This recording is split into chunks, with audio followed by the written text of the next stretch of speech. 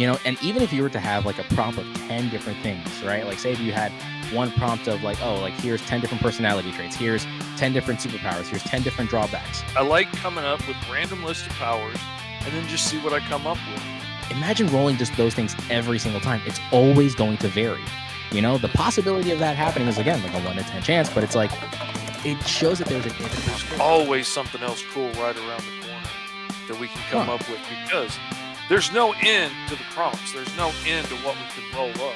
Now we're going to be officially rolling for superpowers. This is usually the make or break. Roll for hero. Every time. Hey, oh, hello. Where are we at over here? Oh, there's your screen. There's that screen, but then I guess on the mobile one, I'm not even there. It doesn't. It's all good. It's fine and dandy. And hello, everybody, and welcome one and all to Roll for Hero, a segment of the channel in which we let the dice dictate what on God's green earth we will be drawing for today. It is me, your ever weird and ever loving Uncle E. And of course, with me today is, of course, my big bearded, bald-headed, beautiful co-star. You know him, you love him, claiming to be the world's sexiest man of all time, Mr. Fish. Hey, everybody, it's your Uncle Trish, because apparently we're just moving through the alphabet today. Good to see you, Jordan. Doggone Comics, Dragon Gaming. Glad to have everybody here today. I'm excited. This is our last online Roll for Hero before we do a live Roll for Hero this Sunday in Holand, Michigan at the Tulip City Comic and Toy Fair. So if you're anywhere near the area of Michigan, looking your way, Jordan, Doggone, Dragon Gaming, you could drive 12 hours like I'm going to and go show up and hang out with us for a one-day con in Holand, Michigan. It's going to be awesome. Your Uncle E's coming in. T.S. Luther from the Digger fame and Alice Lost in Wonderland is going to be there. Lots of other cool people are going to be there. Lots of cool cosplays and stuff. It's going to be awesome. What is up, Benjamin? Good to see you. Let's see what How we all doing today, everybody? I am super excited. So as Mr. Fish stated, this is going to be, we have this one, but then we're actually going to be doing a Roll for Hero live at Tulip City Comic Toy Fair. It is going to be a blast and a half. This is going to be the first con I will ever be attending as like a vendor and like as a guest for like some kind of a panel adjacent thing. I never thought I would ever get to that status yet. And yet here we are, all because of this crazy show that I just wanted to do for funsies, or to be like, I need a break from public domain stuff. Let me just roll up characters. And now here we are. That's just crazy to think about that. And we're going to have the Roll for Hero handbook to give out to people that show up at the panel so that they can take it home and roll up their own characters. Some of y'all have got to play around with it already. It's got tables in there for everything. I wanted to make it fun enough for me to have fun using, but also clear enough that some of the younger people that enjoy the show are going to come to panels and be able to understand it and play along. So there are explanations of like how to add up dice and stuff. But anyway, it's really cool. I've been having a lot of fun rolling up way too many characters out of this thing. No, honestly. Actually, funnily enough, let me show y'all one. So Mr. Fish has drawn a vast variety of other characters. I would say he's in second place right now. First place being Benjamin. I'm not gonna lie. Benjamin's first place in terms of actually rolling up and creating God knows how many characters. Oh man. Yeah, he's got me beat hands down. Right, but you are second place because of the fact you actually started rolling up a lot more, especially because you wanted to roll up some examples for the Roll for Hero handbook, which is the link to the description for the PDF on this in the description below. Yay, nay?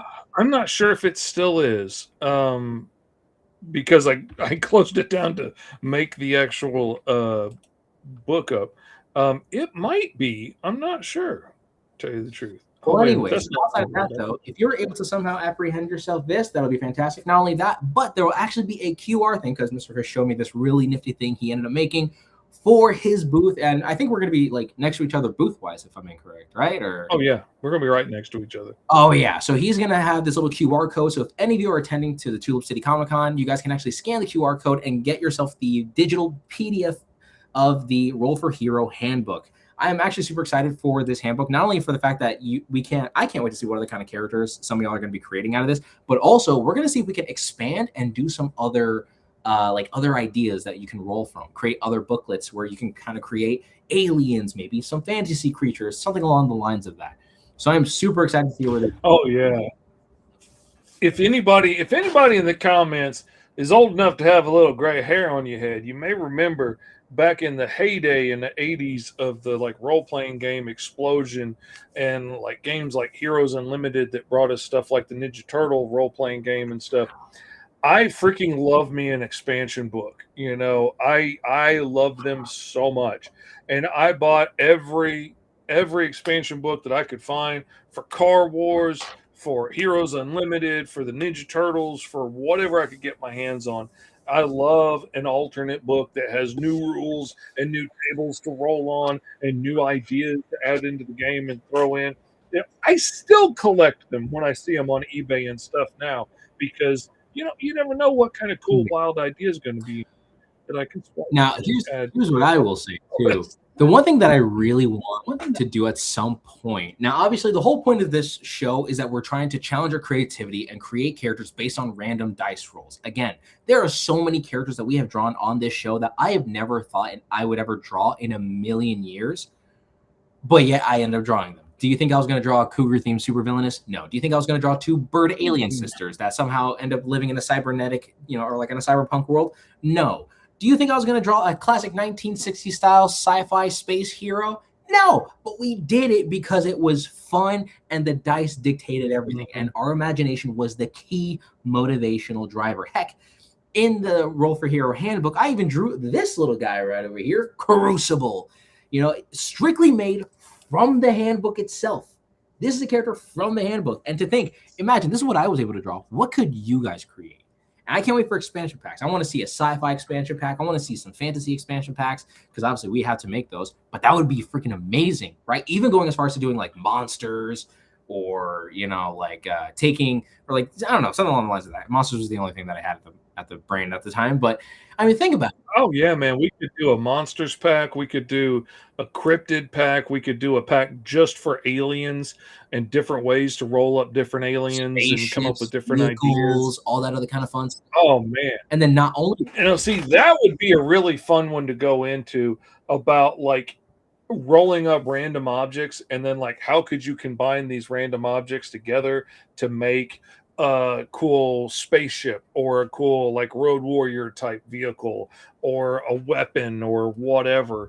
Oh man, it's so cool. This is a character I rolled up just the other day and I got a weird roll, but I kind of like where it ended up. I rolled a character who by years of training honed his body to have the ability to, and then like the first one I got was being a high-tech or alien weapon master. Okay, you could spend years and learn how to be that or learn enough alien tech to be a weapons master. No problem.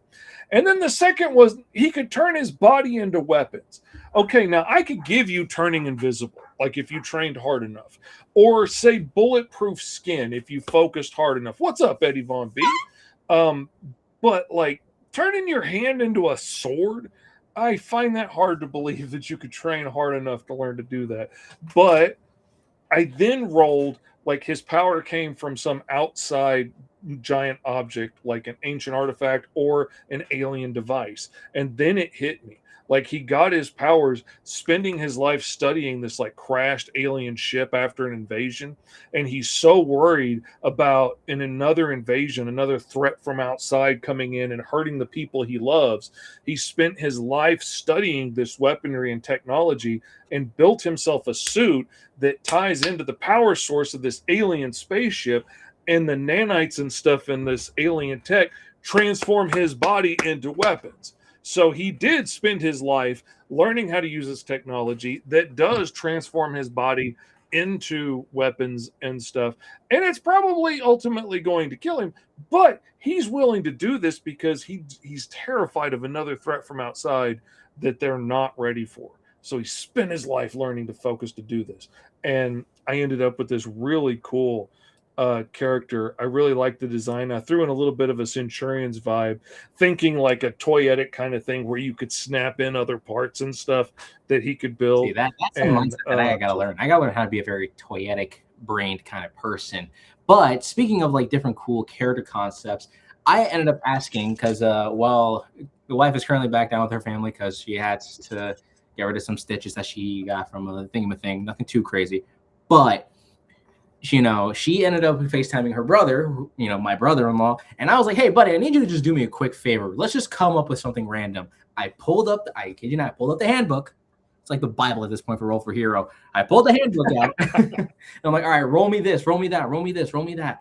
And eventually we came up with one of the weirdest things. Now, mind you, he has a very different kind of imagination. So I had to try to take something out of his brain and draw it in my style. And we came up with this guy, if it ever shows up on my screen here.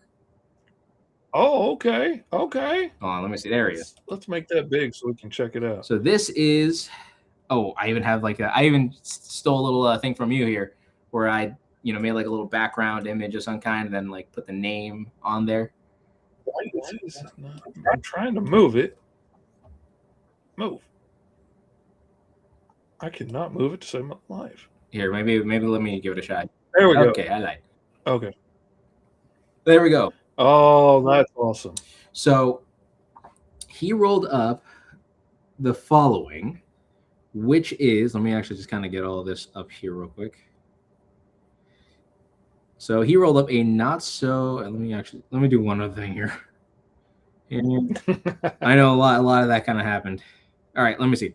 A not so good kind of character who has a sense of justice. He's an alien that was stranded on Earth with 2 major powers and 1 skill. His skill is that he's an expert with ancient weapons, and they could be whatever, this, that, and the other. What's it called? Then he also happens to have an altered body ability in which he could like shapeshift his body to different weapons, kind of like your character does. And then, and also major transformations is another one of those powers too. So that fit really well into the transforming and alter body type thing. And then his access powers fully. Okay, so the optional modifier is that he can't access all of those powers unless he fully transforms. Think Shazam, where like he has to like say something and then he comes into this full form here, and he calls him, and he ended up naming him Salvador, which is like savior in, I think, Spanish or something like that. But the funny part is that he speaks like a Russian, is built like a freaking Zangief from Street Fighter over here with Bugs Bunny legs, and wears a luchador style mask and is just super hysterical. Like, this is the weirdest character by far. But this was something out of his imagination, and I tried making this up, and he ended up liking it. So, you can see that I gave him the ability to like conjure weapons out of his fist, like Wolverine's claws type of thing, but they're like katana blades. Mm-hmm. He made his fist into like a full-blown mace with spikes and stuff like that. Like, again, all deriving from the handbook. So, I mean, this was definitely a very... Oh, my God. You just inspired me with a whole line of like Dino Luchadors. Would be freaking amazing. Okay, listen, if that's not what season 4 would be, I know we said that season 4 we should do stuff from the handbook, but if we ever did a season 5, it would be just strictly... Oh my God. Dino Luchadors would be freaking like totally designed to like be toys, like to be a Saturday morning cartoon, Dino Luchadors, and like everybody's like color coded and has their own like iconic weapon, and oh my goodness, that would be so much fun. Okay, listen. I'm not against the idea of having that being like a season 5 thing.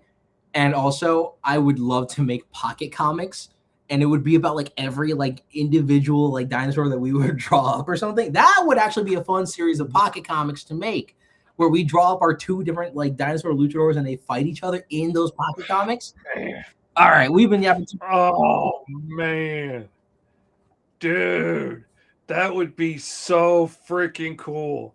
I don't have time for all these ideas, man.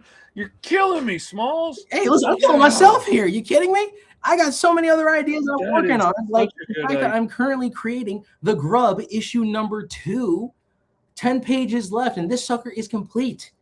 And not only that, that's awesome. But also, Fish and I have been trading secrets of the ways that we can print our things. So I actually have with me right now the first print that I at least made of The Grub issue number 1. And not only that, but I also did a little fun thing on the inside where it looks like this fun little comic panel thing, has, you know, written and illustrated, and it has the logo of the character inside there. But this was actually a lot of fun, and to have it like in your hand, it's so different. Listen, I can appreciate webtoons, I can appreciate every webcomic platform, but there is just something about having a comic book in your hands that feels so like, it's mine and only mine. You get to see the I'm telling you, man, that's the thing I love about this printer is the fact that like I can print up a copy of the book before it ever gets here from the printers.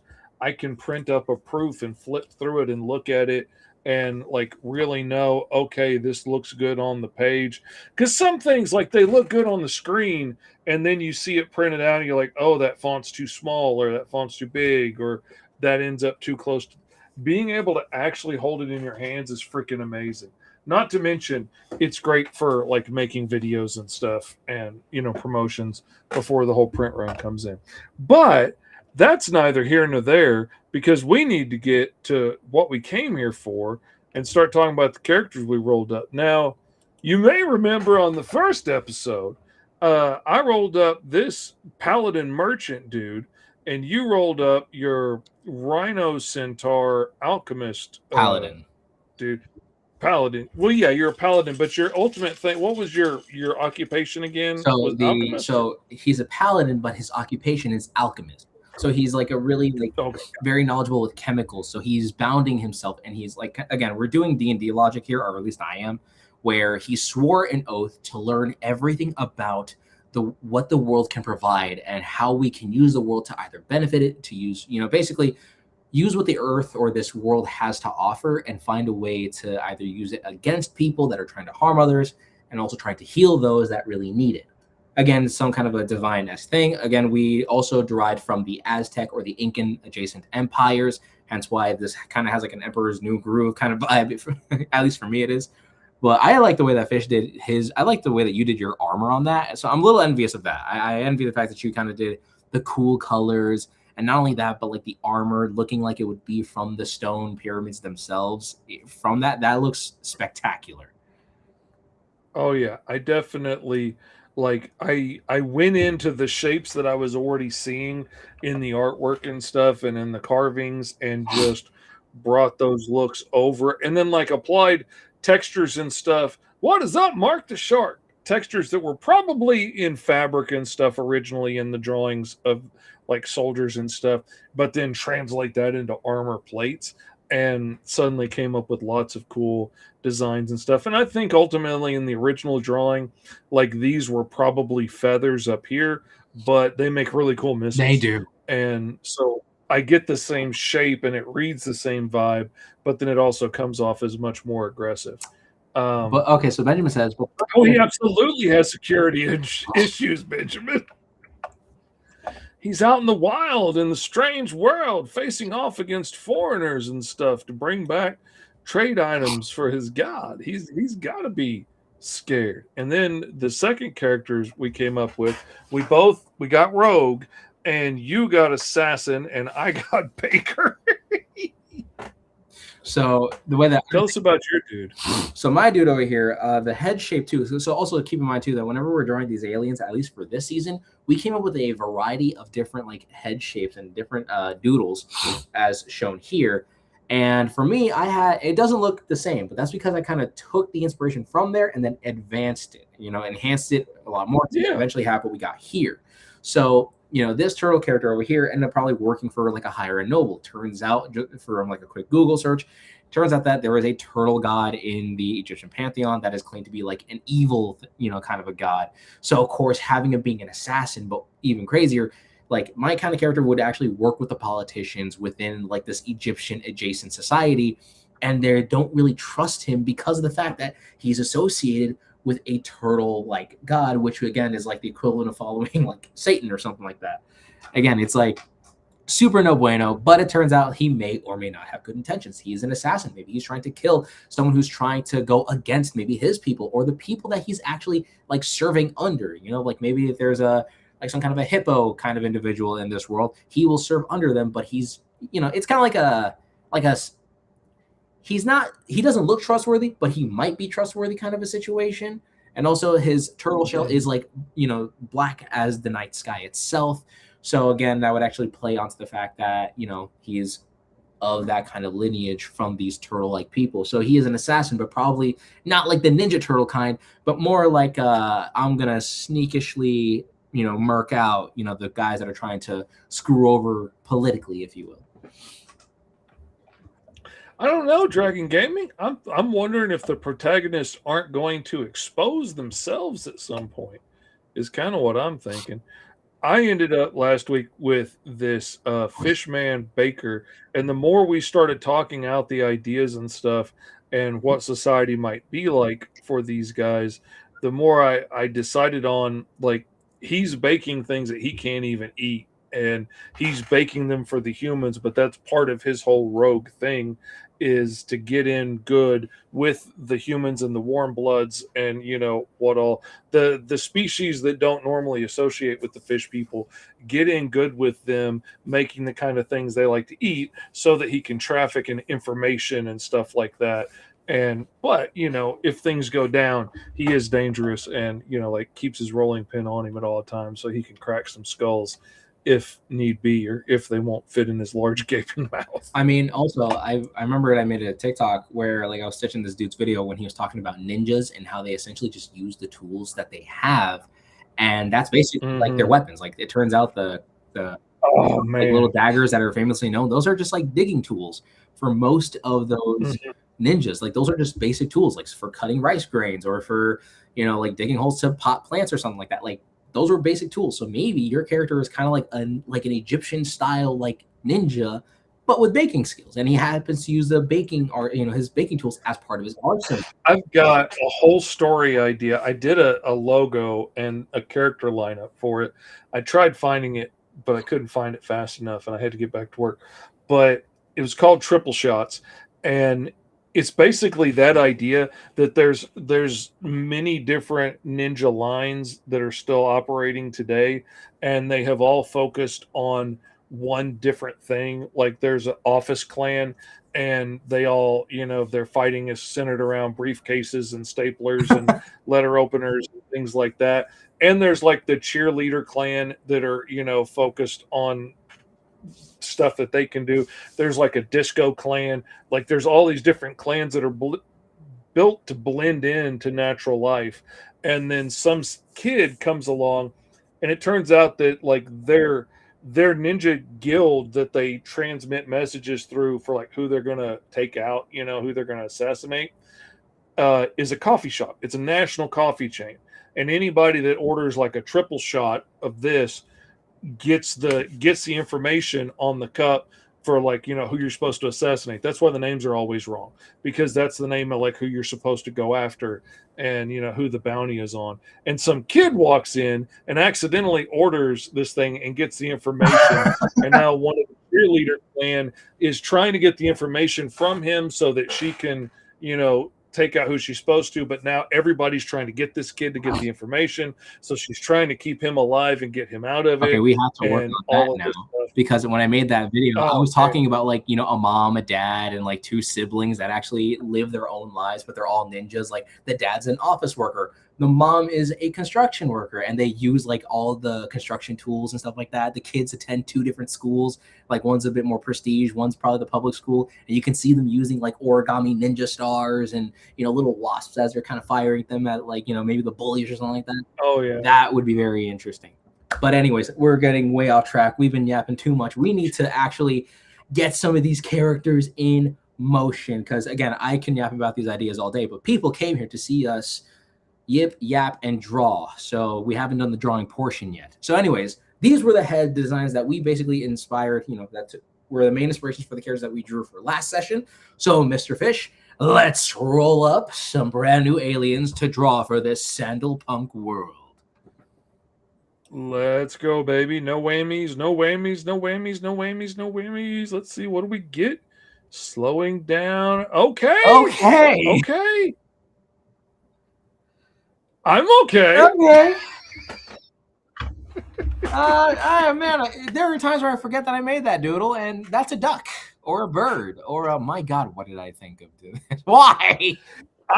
My first thought is that it's more platypi than anything. I can go with that. But hey, then you've got poisoned ankle spurs and stuff.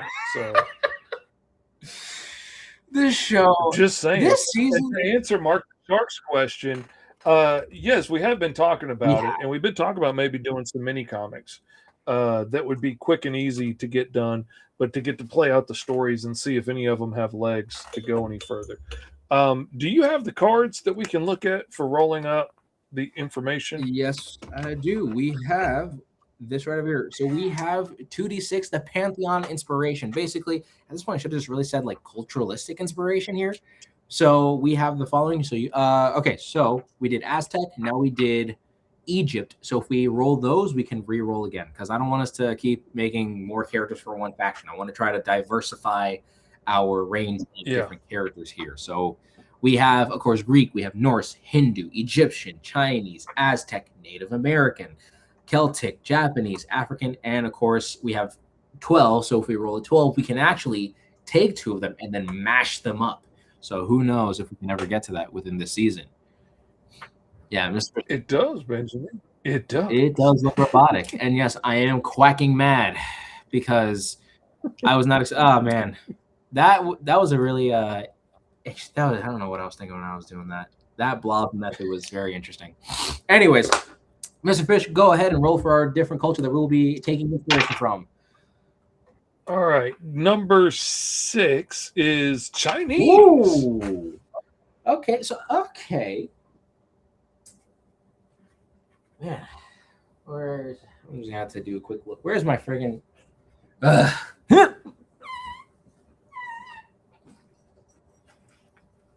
I really prepared for this show? Well, I didn't ask your opinion, Mr. Headphones. We didn't need them falling now, do we? Ugh.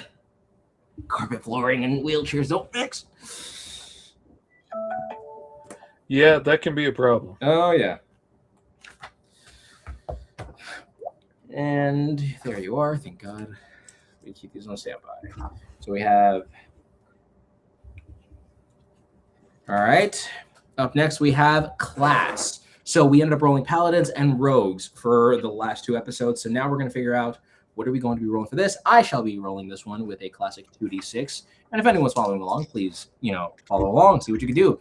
Maybe you could try taking these strange alien heads that we've drawn up and just find a way of making it your own. We've actually seen some very interesting art pieces where they've taken Mr. Fish's, doodle, and they actually made it their own character. So...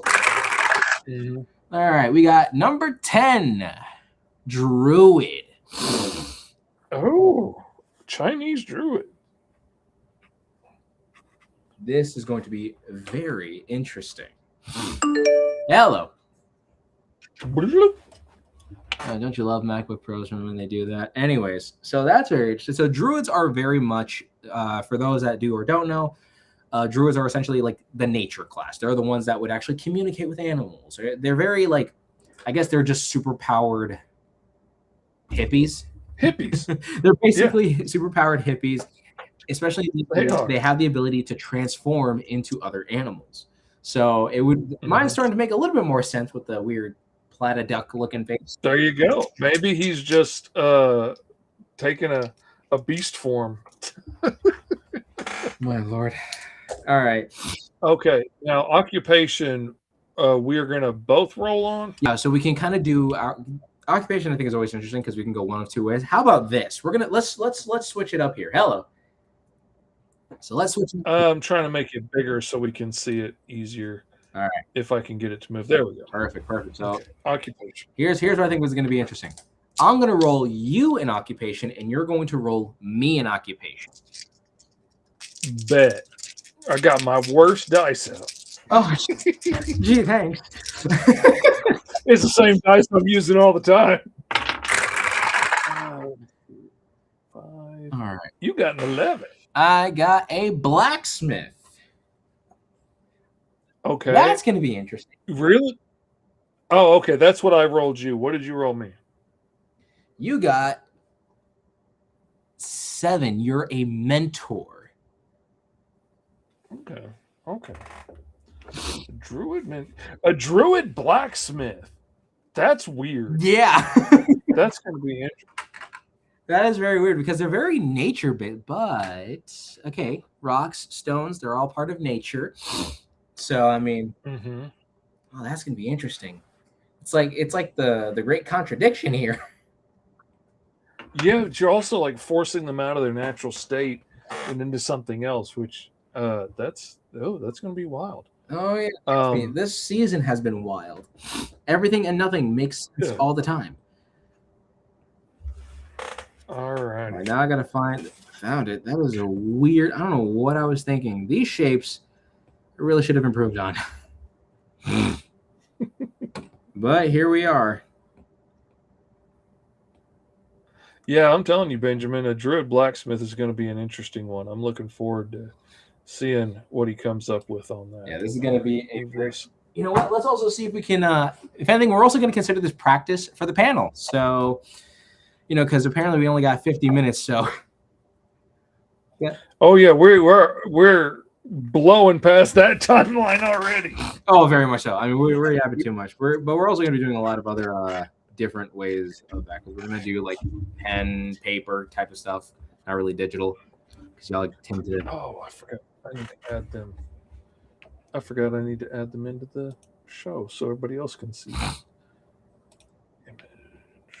Okay, how on God's green earth am I going to take this platted duck looking face and make a druid blacksmith out of it?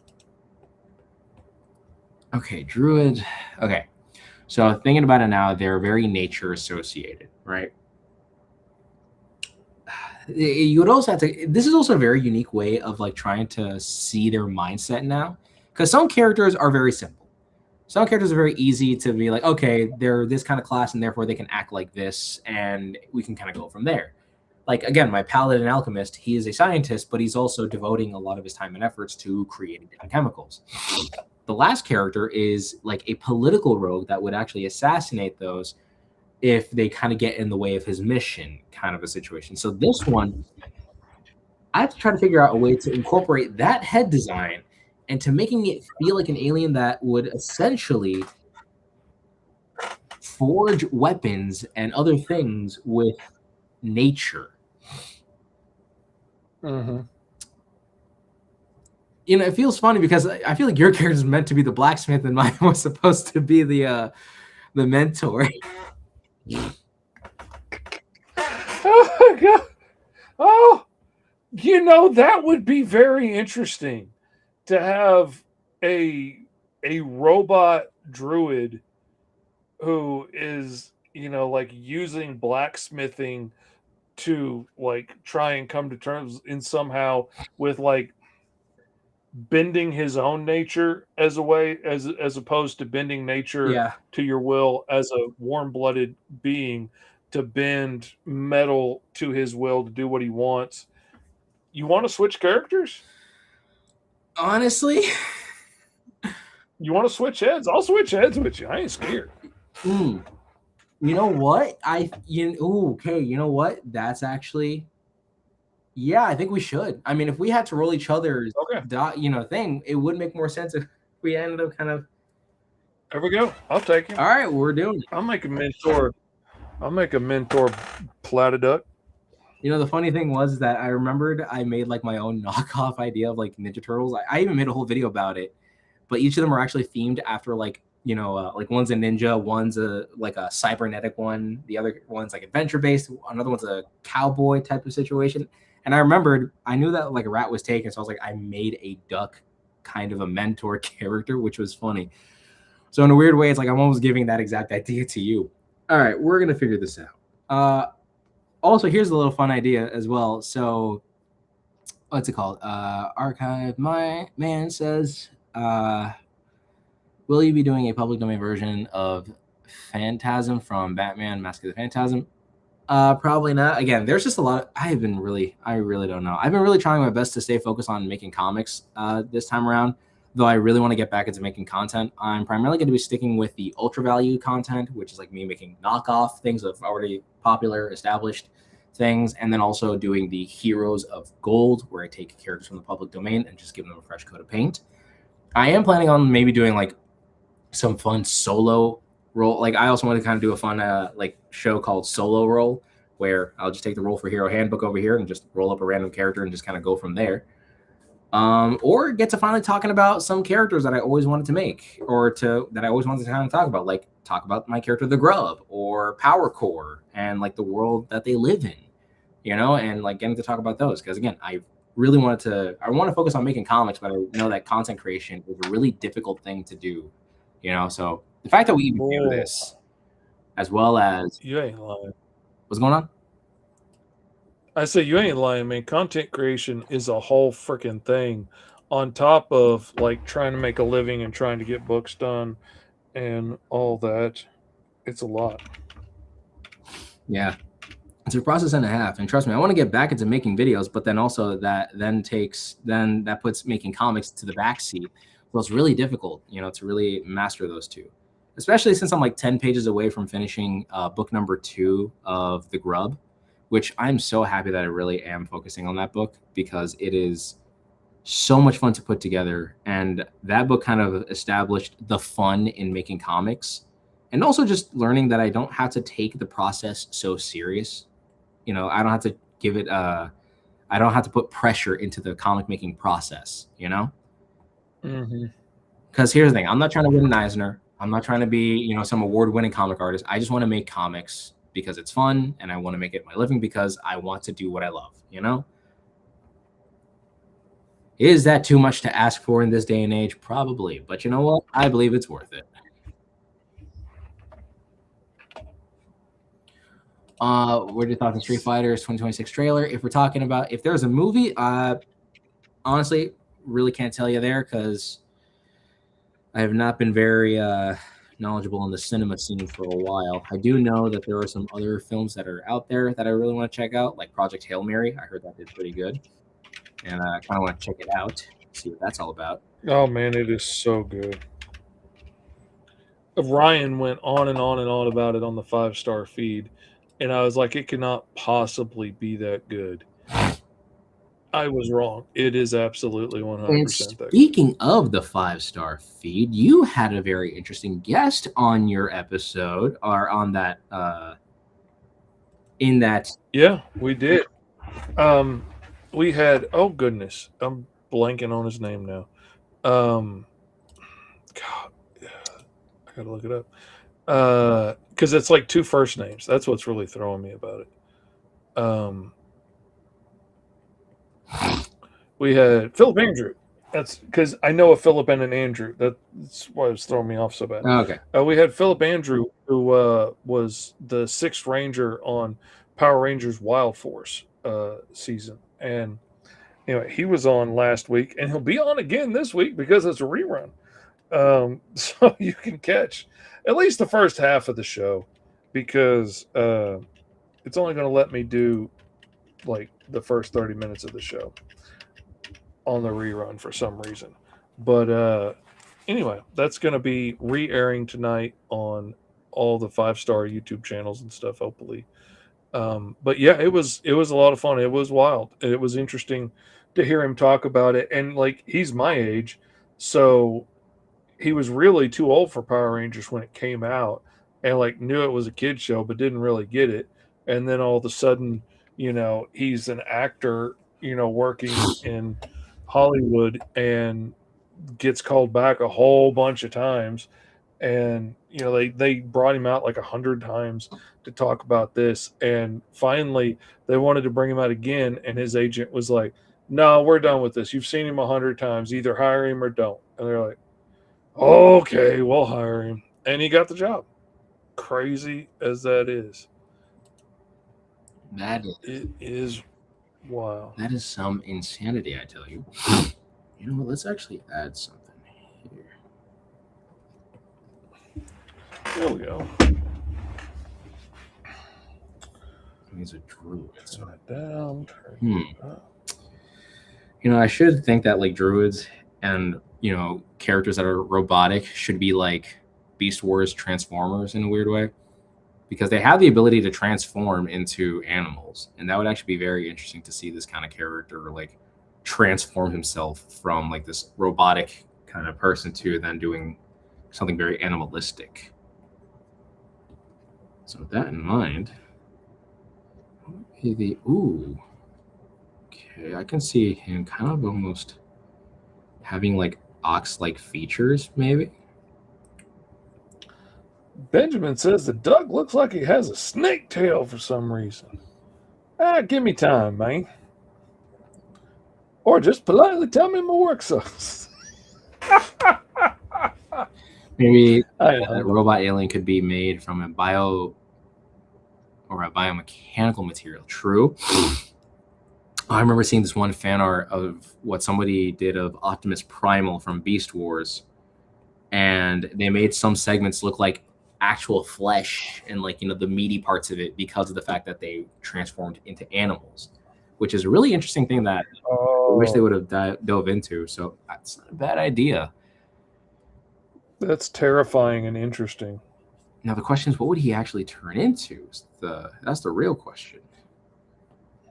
Especially because this is from the Chinese pantheon of sorts. So,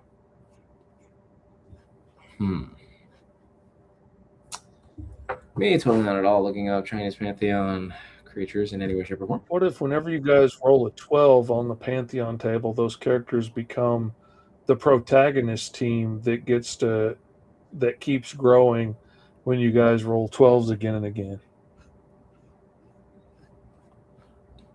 That is not a bad idea. Could be interesting. Oh man, that's something I hadn't even thought of until right there. Like having the role they play in the story be something that we roll for. Like, are they a main character? Are they a side character? Where in the importance of the story do they rank? That would be weirdly dangerous because you could end up coming up with like a really amazing character, but you rolled like a D level rank for him. Oh man, that makes me sad just thinking about it. Okay. I don't know. Like I said, this entire world is really. I'm really trying to let this world cook because it is definitely out of our wheel, at least out of my wheelhouse, for sure. I never know what I'm doing, so I'm used to flying by the seat of my pants. I mean, yeah, I feel like with the other seasons, it felt there was like a type of structure, but it felt like there was some kind of an end goal to them. Like we knew what we were kind of doing. But this one is like, this is again new format, a new way that we're drawing out these characters. So that's what's always like that's what's really throwing me off right now is the fact that we're having to go through this new system of doing it. Because I remembered I tried pitching the idea for this season of like, what if we basically, honestly, we could have just rolled from the alien table and then just been like, all right, that's what like mainly lives in this world, and then we'll just kind of spawn it off from there. I wanted to kind of treat like the alien species like the Na'vi, where you have like the land variants, then you have the water variants, and then so on and so forth. And then I was thinking like, oh, we can take those mainline aliens and then like we can push them into different cultures. So like imagine, if you will, I took this exact kind of robot, but then you saw not just the Chinese, but then you saw the Egyptian rendition, then you saw the Aztec rendition. So it's like that is at least something that I was planning on like structuring out. But again, pressure makes diamonds. So and also this is probably a challenge that I really need more than anything else. So I need to really force myself to be like, all right, we gotta try it out here. Don't knock it before we don't knock it while we're trying it. Yeah, everything doesn't have to end up being gold either. That's one of my favorite things about this is that it pushes us to try new things, and not everything is going to come out amazing, but occasionally you come up with some pretty cool things out of that. Oh yeah. And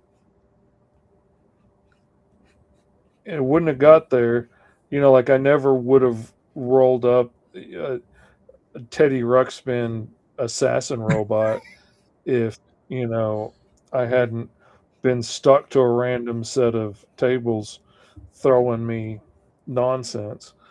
But now I really dig the character and really kind of want to do something with him somehow, somewhere.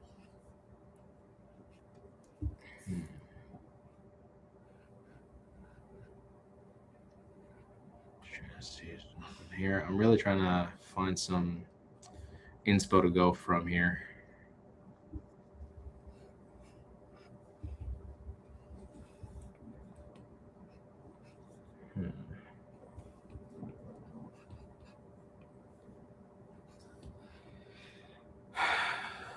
I'm just throwing ideas at y'all. Hopefully they're all helpful. Oh, trust me.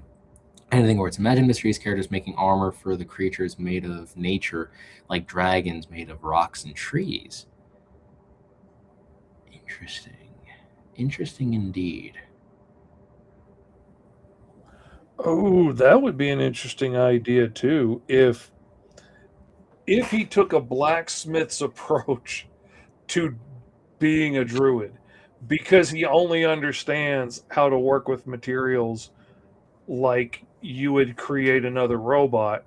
So like trying to force things into being other things, where like a human druid might grow a house out of trees and mushrooms and things, and have a couch grow up out of lovely mushrooms and ferns and whatnot to sit on. He's just sitting here smashing and carving and cutting and forcing.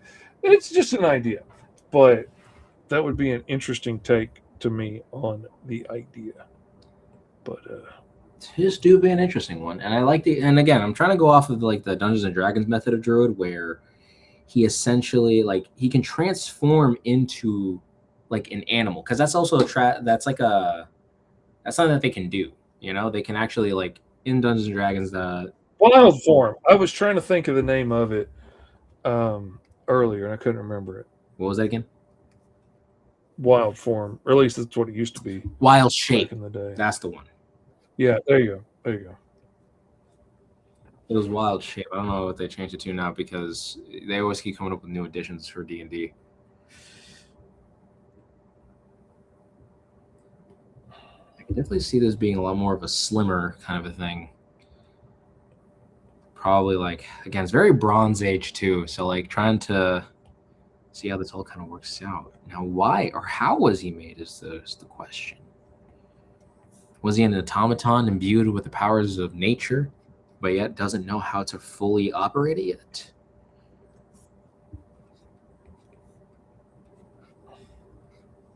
Was he a robot made by druids, or was he just adopted by druids? And then using the druidic nature as a means of trying to understand this world.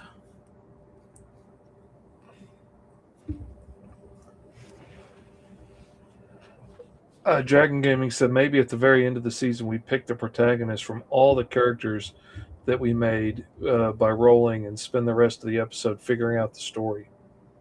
Ooh, that's not a bad idea. That's either. not. So then that way we don't happen to have like a set, so then that way we don't really go out of our way making one, because we already have them. It's just more or less, what do we do from it? Mm-hmm. Just figure out like who grows naturally to be some of the more interesting characters for the season. Yeah, because if we came up with protagonists, like, I guess in a weird way, because it's like a double-edged sword. On the one hand, it's like, yeah, we could make main characters that could be very easy, and plus we have a plot to then have them like go around meeting the other characters, probably fighting off some greater evil, or we could be established in finding people who already live in this world and has their own kind of established vibe, if you will, and we get to see how they try to operate, not just in their section of the world, but how they're eventually going to travel around, and seeing how they're going to like either like integrate themselves, or try to find a way to not work with them, or something along the lines of that. It's very, very interesting. And the doggos be screeching, they be barking. Man, freaking wiener dogs, man. I had no idea what I was getting into. Yeah. I just thought it was going to be wiener jokes and lots of snuggling. No. They are bred to be noisy. thing is, the wife wants a No dog. choice I would have made. The wife wants a dog so desperately, and I'm like, I'm not. I never grew up with many. I only had a bunny, some turtles, fish. Not you, pet fish. Oh man, dude, you need a dog. Do I though? Do I? Now, granted, I'm a dog person, so I question if there really are people that aren't dog people, or if it's just like dog people with some kind of emotional baggage that end up preferring cats or something else instead. I could be wrong, but I find it hard to believe. I could not imagine spending my life without dogs around. I have two cats. I could easily imagine not having them around right now, but one of them has been around so long that like he's grandfathered in. I as much as I want to get rid of him sometimes because he's getting old and crotchety and is getting mean and has started like peeing on things because he's mad that my son brought in a new cat. And while I sometimes would like to just say, okay, that's it, you're done, you're out of here, I can't do it. He's grandfathered in. He's been here so long at this point. He's been in the family nearly as long as I have. So he's staying, he's riding it out. But the new one, I'm like, man, you're young enough and sweet enough. I could rehome your stinky little butt. But I love her. She's so sweet. And she loves me so much. It's so hard to be so allergic to something and get so frustrated with something that loves you so much. It is a weird feeling. Like I've been around cats that did not like me and the feeling was mutual. My roommate at one point one of my roommates had a cat, and it was very jealous that there was anybody else in the roommate's life around them, and like peed on all my comics. I hated that cat. That cat hated me equal. Like we did not get along. But this one, like I don't hate the cat. I just wish she would quit peeing on things that she shouldn't pee on and quit making Cooter pee on things he shouldn't pee on because he's angry and old and bitter. But she loves me so much and just will not quit loving on me and constantly wanting to sit on me and purr and make a scene, and my wife's just laughing at me because I'm angry at this thing that's just rolling around on me in pure heaven. Just could not be happier. It's supposed to be my son's cat. So why is it on me all the time? That's what I want to know. Nobody's telling me. I just don't want to pay the fee for my apartment. Oh, I don't blame you one bit. I don't blame you one bit for that. Benjamin says, I'm a cat person, but it's more of a sensory thing. Not found in loud noises. I get you there, man. Which is why you'll never see me at a con. Because you'll be invisible. Oh, crap. I just threw my pen being stupid. I'm going to go for the vibe that this is a druidic. It's like I'm drawing a Beast Wars Transformers here. He's just meant to turn into a dragon. Okay, so thank y'all for coming to Roll for Hero. Yeah, this has been a fun episode. Oh, my nose is so freaking annoying right now because it just wants me to sneeze so desperately, and I don't want to. My Lord. Okay.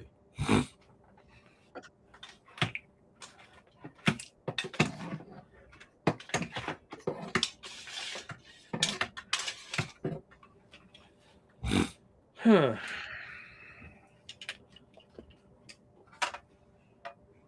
Okay. Well, if anybody was wondering, I do in fact have the power. So just keep that in mind. Yeah. Whoa, hey, listen, man. I ain't even armed over here. Wait, hold on. I am actually. Yes, I don't want to pull them out right now. Too much work. I got too many swords.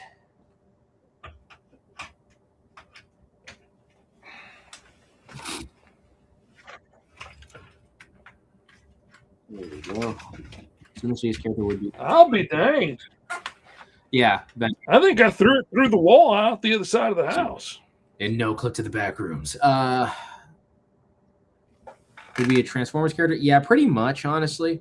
Maybe this could be like one of the first quote unquote Cybertronian like creatures that live in this ancient world, you know.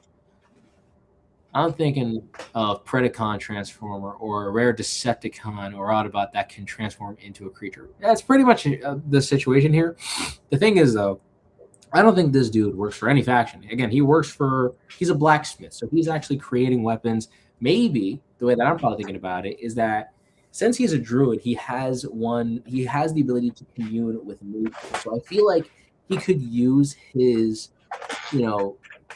like communication to nature, or like maybe he's the first automaton that is somehow able to, like be on the same frequency as nature, going as far as to actually being able to communicate with it, even going as far as to taking what may be like a dead stone and somehow managing to make it work with him as like some form of ore. Like he could probably turn a rock into, like a warhammer of some kind. Again, probably like create like, it's like if you took a droid from Star Wars or something like that, but then you made it like a Jedi. I feel like this would be like a weird, naturey, force sensitive, droid. I don't know.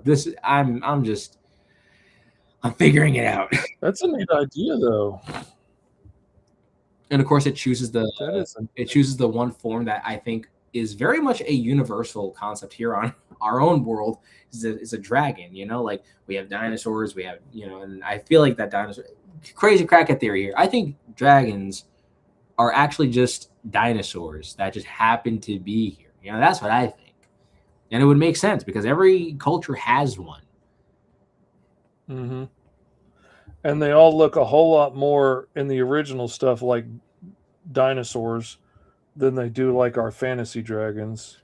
Like way more often do they have like feathers and two big legs and and wings or something, which honestly I wonder if like I saw something on a TikTok or something about how considering what if like dinosaurs like the Tyrannosaurus maybe had wings on those short little arms that don't reach anything. What if they had like decorative wings on there, sort of like ostriches do, where they could flap and like flash colors and things for like mating rituals and stuff?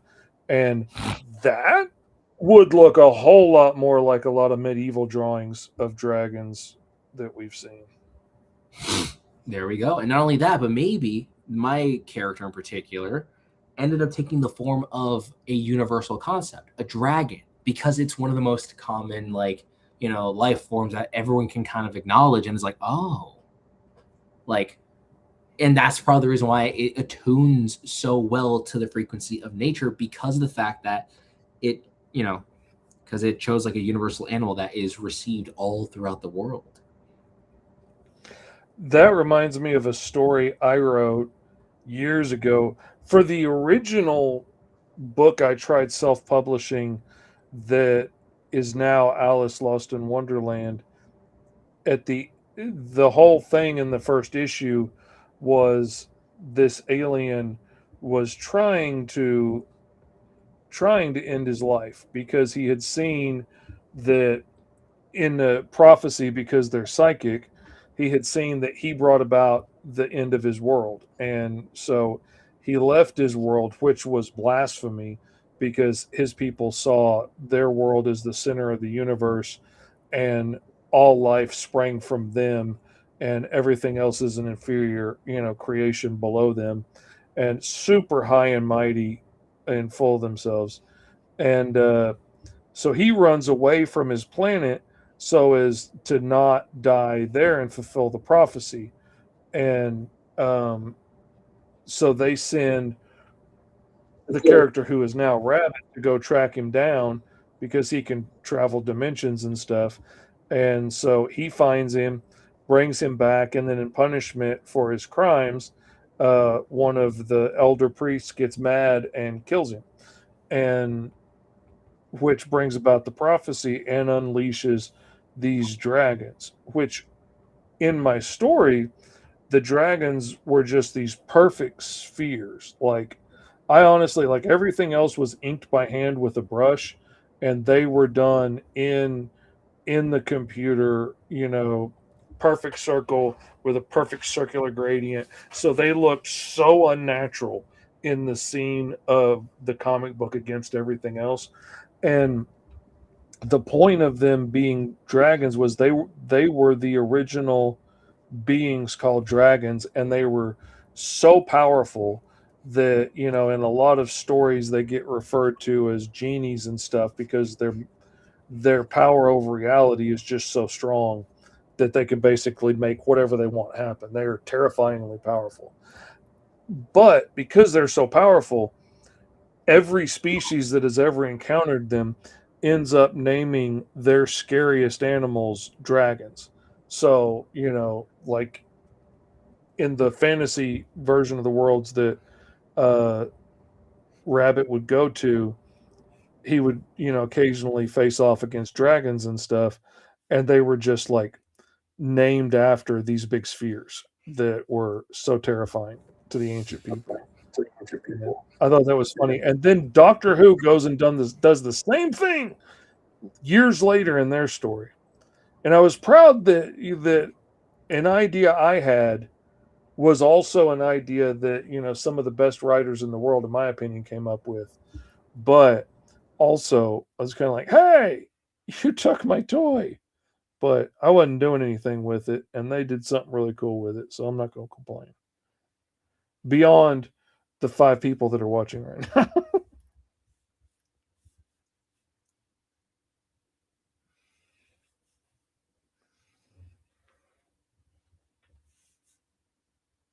Are you still there, or you freeze on me? Or did I freeze? Sound off in the comments if you can tell. Oh, he's gone. There, he's back. Okay, are you there?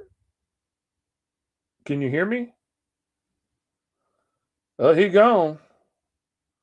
So hopefully it's just a him problem and not a me problem. Sound off in the comments if you can hear me yapping.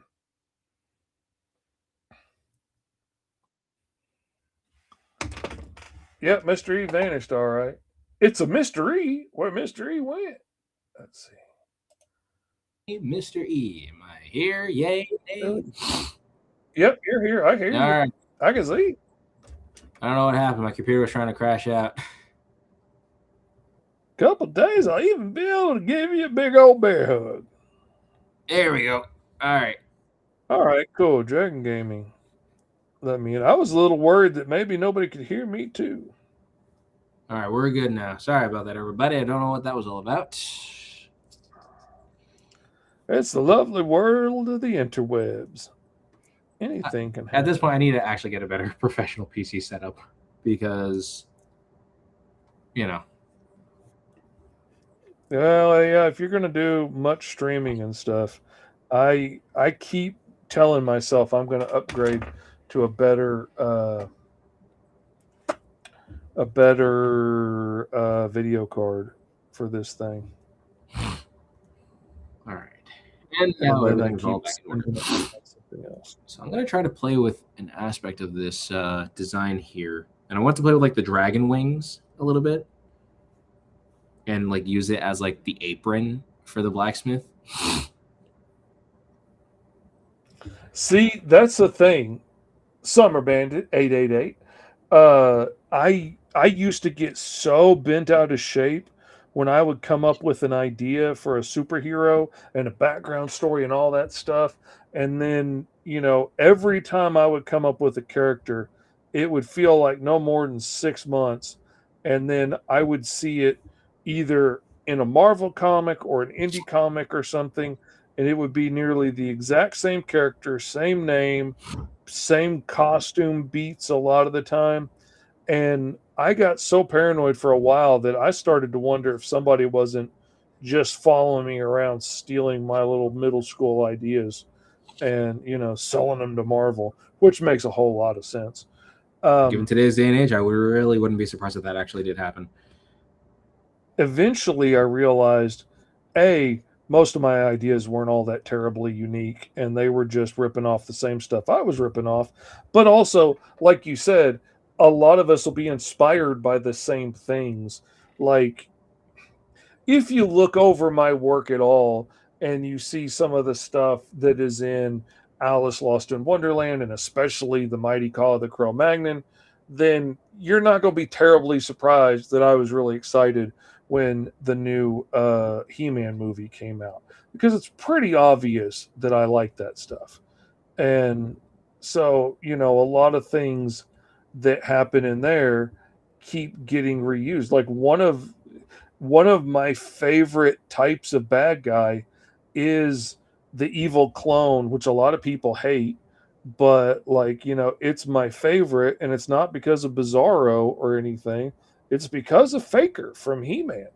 It blew my mind as a kid that they could put blue plastic in the same mold and paint the hair orange and put an orange copy of Skeletor's gear on him, and you had a whole new character, and it blew my mind. I could not take it as a little kid, and the possibilities were endless to me at that point.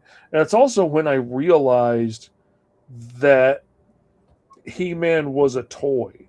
And I mean, not that I didn't know it was a toy, but it started off. It was manufactured by somebody. And then I started to realize how many parts they reused and which parts were original. And, and it all became way more interesting to me then, as I realized how all this stuff worked, and realized, hey, somebody had to sculpt this and somebody had to paint this. And maybe there are more creative jobs out there that I could get to do other than, just being an accountant. And so that was instrumental in my growth as an artist. But yeah, we're all inspired by all the same stuff, and end up hitting on a lot of the same ideas.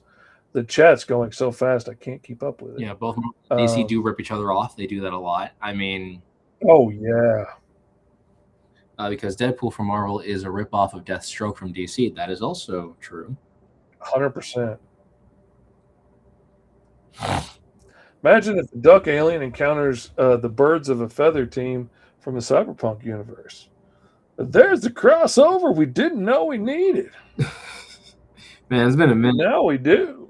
Honestly, I can't tell which one. King. We have so many other worlds and universes that we could be expanding on. The hard part is just choosing one, because obviously I like the random nature of what we roll up, because obviously, it does put us in a position to really force our creativity.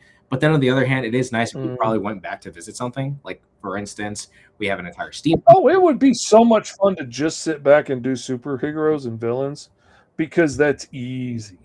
I could do that all day long. I mean, you practically. But that's. Oh yeah, that is. I mean, it's literally what I do all day. But that's why I like pushing ourselves into. I had never heard the word sandal-punk until I saw it on that list, and I was like, "Yeah, I'm sure he knows what it is. We'll figure it out." And I've had to look into it and figure stuff out, but I'm digging it. It pushed me into places that I wouldn't have gone otherwise. And I love that. Because I'm really starting to dig this character. And I did not think going into this. I did think about immediately when I saw him roll up. I thought about offering to switch, just because I knew it was going to be a pain to have to come up with something for that. And I was like, well, I can take that hit for, he's my buddy. I can help him out. Thanks. But I'm telling you, I'm really liking this dude now. He's getting a bad, don't mess with me, Zen master warrior dude, He has the, what's it called? The Mr. Miyagi effect, if you will. He looks calm, very wax on, wax off. But then you mess with it. Doesn't look like a major threat till you mess with him. Yeah. I'm digging it. I think I unintentionally did a toyetic aesthetic with this one. Like I'm using the dragon wing. So instead of one wing, and then I was going to try to do like, the wings doing different, like, poses, but instead making both of them the apron, would actually make a lot more sense. And again, I like that idea. And it's interesting to have it around his waist as opposed to having it around his shoulders, like in Gargoyles, they wear it like a cape. Yep. The apron is a really interesting take that I've never seen before. Because it's a blacksmith, and a lot of blacksmiths, they tend to wear aprons and stuff like that. So I want to try to play into that kind of aesthetic. So I want to kind of I love it. Where this kind of took me. I think I like the idea of getting to probably make this, like, I like what they were saying, like it's like a biomechanical thing. So like it probably looks like a really meaty, like there are parts that look very like, meat textured or fleshy, if you will. Oh yeah, crossover with the Grub and Jupiter Jack would be fun. Oh my lord, I would. That would be a fun thing to do. I have because the Grub. I actually have some fun lore for that whole world as well. I was like, as I'm at work, I'm kind of talking to myself like, what's gonna happen? How does this world even work? What's going on here? And ultimately, if I had to pitch it, it's like the deeper context behind it. It's like, what if Spider-Man was made after the events of Infinity War? But it turns out when everyone got snapped back to the world itself, they ultimately brought back another superhero universe in the process as well. So that's also the reason why you're going to find DC knockoff characters in this world as well. Like he's going to probably encounter, his world's rendition of the Teen Titans, but it's actually basically what if when it snapped, Marvel and DC's worlds combined and created the world that they now live in. So that's actually, there's an event that happens in this world. Oh, what if it combined the cartoon world and the MCU type stuff, and you could have so many different characters working together in this same world, because you could have literal cartoony type villains and stuff out there that can pull stuff out of hammer space, and then have super dramatic villains and stuff that are way over the top, unnecessarily moody and emo. And that's cool. No, so okay, I'm gonna be sorry for everyone for the abstract. I'm gonna talk a little bit about the Grub's world, so that way there's some more stuff that happens. So yeah, you're not gonna learn about how all this goes down until at some point in time, because obviously I want to focus on the character. But what happens in this world, there's an event that these worlds remember. It's called the Great Galactic War, right? Essentially, this was like the Infinity War. This was like the Crisis on Infinite Earth type story for the DC world. They were both having to fight, like Darkseid and Thanos, if you will, or at least their world's rendition of them. And then essentially in the Marvel universe, or in this ultra value Marvel-like universe where the Grub is from, remember the Grub isn't made at this time. So of course, when somebody snapped everyone back into reality, they ended up bringing the entirety of a whole new universe that was suffering through a similar problem. So now this Earth is a merged combination of a Marvel and a DC style world with Marvel and DC style kinds of heroes. So you'll have characters like a Batman type character interacting with Captain America. You would have Superman interacting with, with the Nova Corps kind of a situation. They're going to merge at some point. So then the question of the world of the Grub is what happens? Or basically it's more what if Spider-Man was made after the Infinity War, after Crisis on Infinite Earth, and he's just now one of the newer heroes in this day and age. So then there's actually a funny bit that actually goes on in this world that it's hey, which side were you from? Were you from the red one or from the blue one? So then it's I can imagine these two, because in the book I want to make a joke with these Exterminator characters that I'm working on in issue 2. And they're oh man, I tell you, ever since the Great Galactic War and the Great Merge is what some of these other people call it. They're yeah, ever since the Great Merge, I tell you, it's really hard to tell if you're from my world or from your world, or I don't even know what's going on these days. It's what are you saying about my world? It's are you from their world? It's I don't know. Who's your heroes? I don't know. Who are yours? It's dumb little things like those that, make the world feel a lot more. Getting in a fight with your own side over which side's like getting in a like two henchmen getting in a fight over, you know, the Cubs and the Bears or whatever. Exactly. It's like, yeah, man, I tell you that one here is annoying. Oh yeah, which one? The one that dresses all in black and does this and does that. It's like you're gonna have to be a lot more specific. You know, the one that actually looks like a bit more of a rat. Oh, I see the confusion. See, ours is dressed like a mouse. So I can see where we're getting confused here. We have Mighty Mouse. What do you guys have? We have Rat Man. Okay. Dumb little combos like those, I think, would help make the that is beautiful. Sorry about that. My father has sent me some images. I asked him to we got an embroidery, or my dad has an embroidery machine, so he is able to make shirts with my logo on them. So, and he made. Why does your dad have an embroidery machine? Inquiring minds want to know. Why doesn't he have one? Why does he have a coffee company? Why does he have 5? Why do I not? Is the real question. Why did this bald-headed Puerto Rican man end up getting with some crazy Colombian woman and having 5 kids? I don't know. Okay, now we're getting off topic. I want to know about the embroidery machine. Just because it's honestly, he's been a jack of all trades kind of guy. Growing up, he he did a lot of businesses. He's done a lot of work and stuff like that. Like, so he's got the ADD, you say? I don't even know at this point. I don't know. He's entrepreneurial. My dad's a big entrepreneur. And yeah, he taught us what it's like. Like, he told us, like, he wants us to work for ourselves. He wants us to be our own boss, to own our own companies and all that other kind of stuff. He taught that to my older brother. He taught it for me. He taught it for my little brothers. He's ensuring that my sisters are doing the same exact thing as well. You know, because he doesn't want us to be lazy bums. He wants us to start our own businesses so that we can take charge of our own lives. And he's done exactly that, because he is, oh my God, if I say it sounds like an 8-year-old describing their favorite like superhero. He's like this, that, and everything else. He's a member of a Christian Latin rock band. He is a pastor. He is a chaplain sheriff for, you know, the police department that he's a part of. What else? Obviously an entrepreneur. He owns a coffee business. Father, husband, and what else there? Obviously, he's got a lot going on. He does a little bit of everything all the time. Just a little bit of everything all the time. I bet these are traffic. Okay, I know these people. I know these people well. So okay, that makes perfect sense. Why your dad, the pastor, had a embroidery machine was leaving me with very many questions.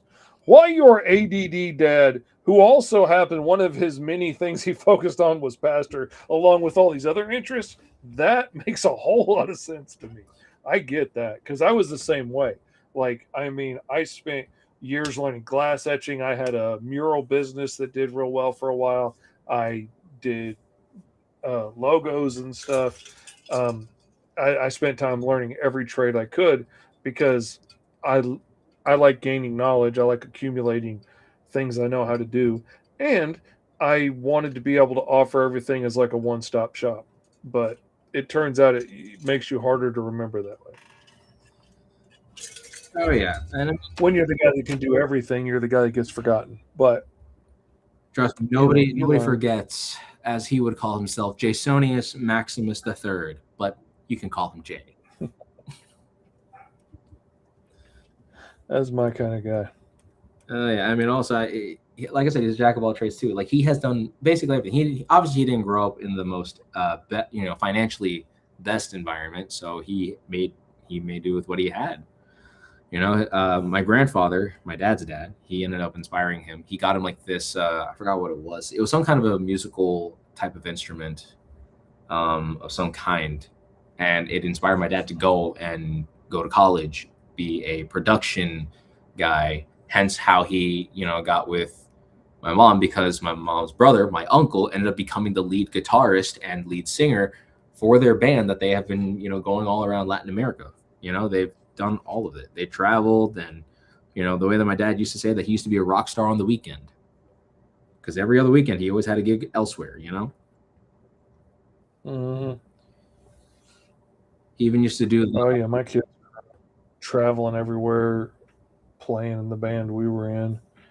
and we're our roadies, help load in equipment and stuff, and set up my drum set and all that. Yeah, I mean, that was a cool thing about it. But then, of course, my dad wanted to ensure that his kids would make sure that they would do basically the same thing. Because if he got to go and be a musician, feeding 5 kids and a wife, that is, first of all, that's no easy feat to do. Being a musician in a very niche demographic of music, by the way. Oh yeah. And the fact that they were managing, not only that, he made a living off of that. They sold albums and shirts and all that other kind of stuff. Like, it was, but then again, that's what fed us. That's what put food on the table. And my dad takes, he's very much thankful for the fact that he was able to do that. And I mean, my uncle is just as thankful. I mean, had it not been for him coming up with all these different kinds of songs, they wouldn't be able to travel around the world, doing what they do. Yep. I did not travel that far at all, but we did have fun going around playing in lots of little churches and stuff. And I miss that time with my boys. It was a fun time when they were young, but they were old enough to actually be really helpful, and to see them build relationships with the other guys in the band and know that they had people they could talk to when they needed to, besides just me and their mom, and they could build their own strong friendships. And it really made them get out and be more mature in the world, because we were always going places and new places and talking to new people and doing new things, and they couldn't just kind of hide behind my coattails and be like, okay, Dad, you talk to the strangers. And really proud of who they grew up to become. You caught me. I love my boys. No, a father shouldn't admit such things, but what can I say? Are you kidding me? In today's day and age, a functional father in a household is a rarity these days. I'm telling you.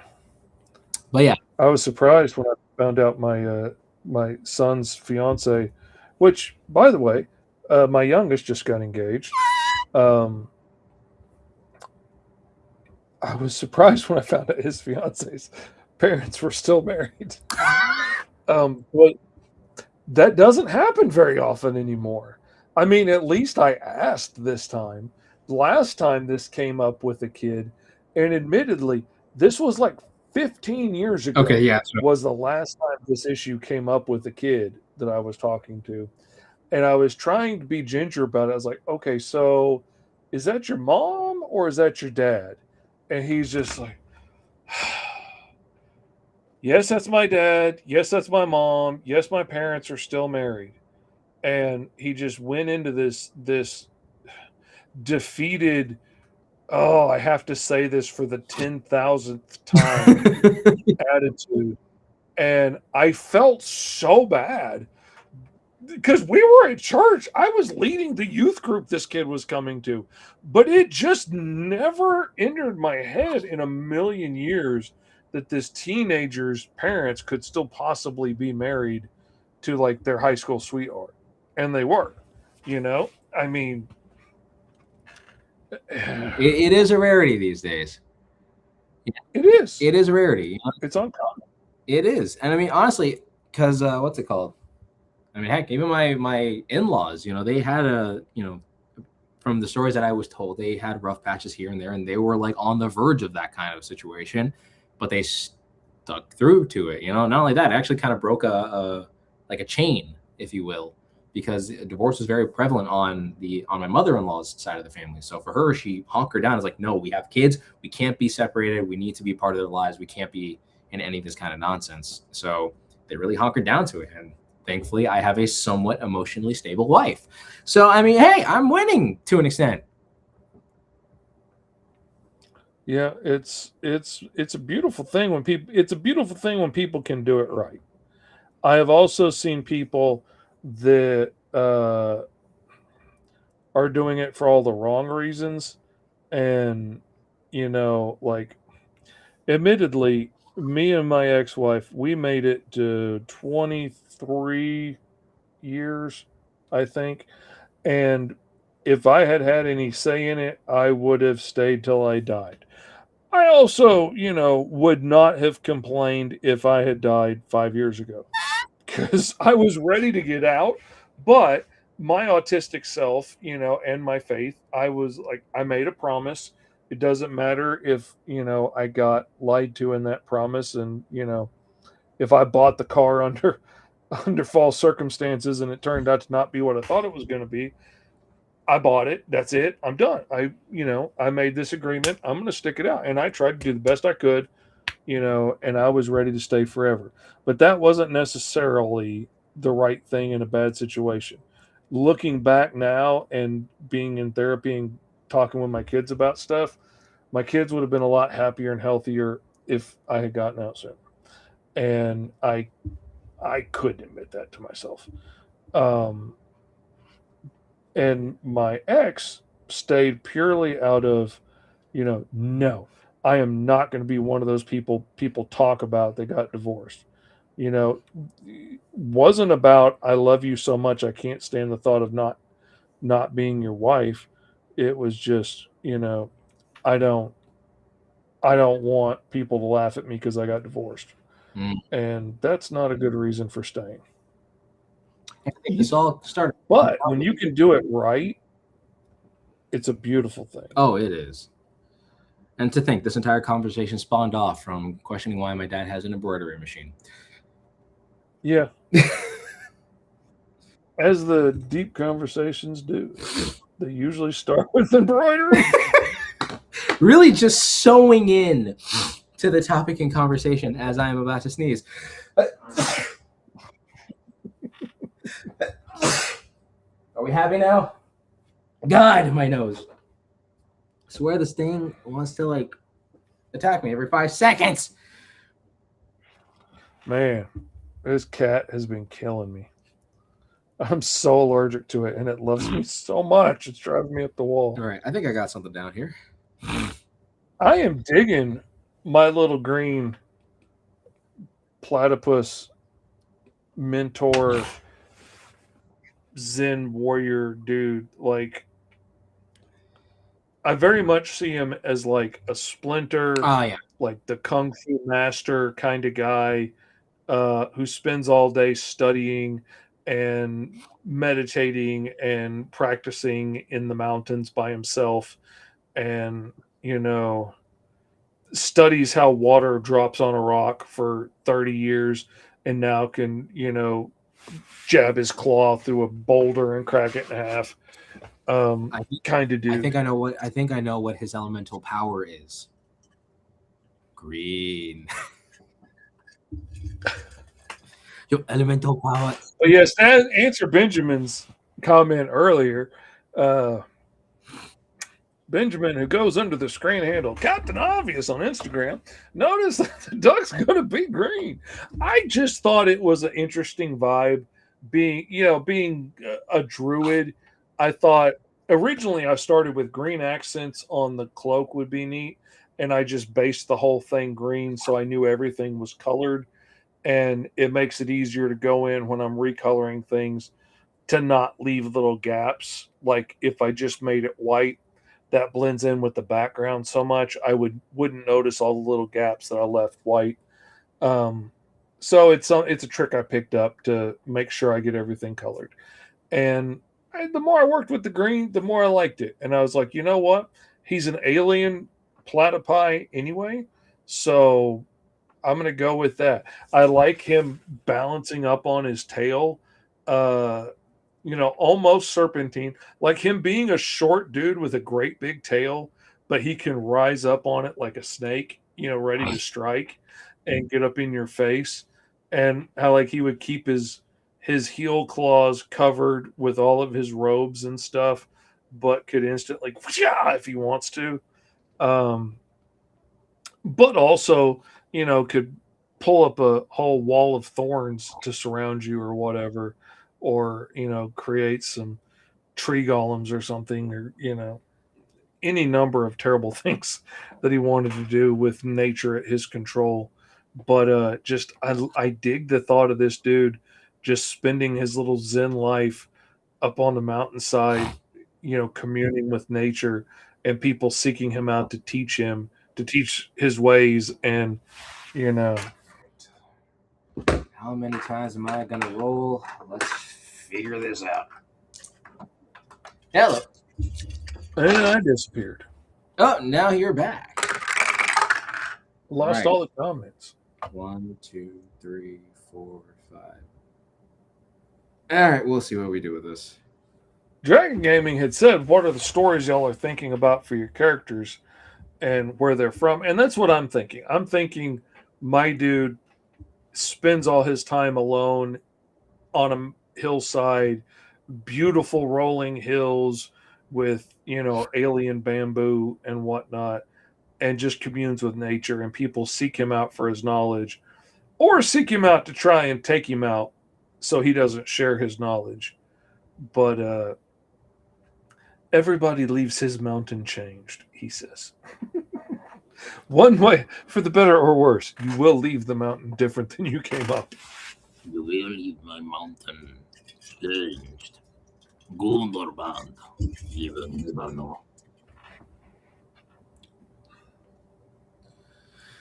Just trying to figure out how to make this work, because I kind of like I like what I got going on here to an extent. How it looks like a robot, I don't know. Maybe the whole point that he's probably not a robot. Maybe just, I don't know. I'm trying to figure it out as I go. Like, I like how it looks. But The beast former idea is a neat idea. yeah. I was thinking, like, if I was using him, I was going to steer into the like stone golem kind of thing, like he was carved out of stone or something, which could be interesting for a beast former too, like to have a humanoid stone form and then transform into a dragon form. Could be really cool. Even if the dragon form stayed stone looking, could be really cool. Wrong there. I love the way you got the head making the upper body of the apron. Like, Yep. I really dig that. That's really cool. All right. Maybe we can just take this color. I'm going to make that look more apron-like, and then probably darken some of these. Again, I'm not going to go super fancy with this one. Really. No, but like for me, I'm just going to go a little scrappy because I need to learn how to just quicken the process, because especially at Tulip City, we got to be fast. Oh, yeah. Which I am super excited for Tulip City. I can't believe this even happened. I was actually so close to calling it off because I ended up getting a call when we were on our honeymoon of our financial status, and I'm like, oh God, I can't do a thing. Oh man, it put me. I was like so discouraged, and I was like so defeated. I'm like, hon, I have to go back to work. If I can't, I can't do this. I was about to I legit was about to tell you I can't do it. But when you showed me the picture of the little thing you drew of us, like for the Tulip City advertisement, I'm like, I have to go. I can't. I have to do this now because he's full sending it, and I can't just go halfway. So I was this close. Being told of my situation, I was like, and the crazy thing you was, don't need to put yourself in a bad way for it. But then also, I guess you've already bought your ticket and stuff. So, no. But then here's the thing, though. I was about to call it quits. My wife told me, "You have to do this, hon." She told me this, and I'm just like, "Hon, are you kidding me?" She's like, "No, you had to do this because this is the thing that's gonna get you to where you need to be." I'm like, "I get that." I was like, I was super conflicted with this, topic and conversation. But I'm like, once I saw the image, I'm like, I have to do it. I have to do it. I have to do this because she's right. It's something that I have to do in order for me to get to where I need to be. So, and it's the push in the right direction. Parry the platypus. Oh, it's a platypus. Parry the platypus. Parry the Kung Fu Master Platypus. So yeah, that's actually the first for anyone who hasn't known that. I was so close to calling that off, and I'm like, I can't. So things are gonna look bad. I'm proud of you for going. I hope it doesn't put y'all in a bad way. No, we'll be Which my wife has been worried sick about y'all because you're newly married and stuff, and like we all know how flush with cash we are when we are newlywed, yeah. and so she's been worried about you, but I was like, also this is a pretty low stakes way to get your feet wet at a con, and you're not having to put out $1,500 to get a table and all this stuff. I mean, you're an invited guest, and Which is also crazy. I never would have thought I was an invited guest to a con. You kidding me? yeah, I'm a 26-year-old Hispanic kid from Florida who just randomly wanted to start a show rolling up random characters just to take a break from making knockoff superheroes. And here I am. yeah. So go show you kids. It works. We just don't know how. Oh yeah. Well, and that's the thing. You never really know what's going to work and what's not. But, being prepared and being kind and being the type of person that people want to work with and stuff like that goes a long way. And almost every opportunity I've ever gotten so far have all just come from being nice to people that I work with, and getting along and doing a good job, and being somebody people know they can count on to do what he says he's going to do. And then next thing you know, I'm getting invited to come help out with 5-Star Comic Con and this, that, and the other, and it's awesome. And again, I am first of all, I do have to state that I am very grateful and very thankful for the fact that not only did Mr. Fish see the value of this show, because obviously he had something like this for a while, but the fact that he got to I've been wanting to do this for a while. show to be the way that it is, like I said, I never thought I would have gotten to this point, and I'm very happy that we are at this point, and I'm very grateful for the opportunity. And I mean, not only that, things are starting to look up on my side of things as well, because the wife does have a job at a bakery or at a restaurant that happens to have a bakery section, because she is a legitimately trained baker. She went to school here in Orlando. It was like Valencia or something like that. So she's an actual, like, by trade, she is a baker. So she is the reason why I am a fat man. So I can blame it on her. It's all her fault. Oh yeah, 100%. You kidding me? She makes a killer red velvet cake, and I knew I was in trouble.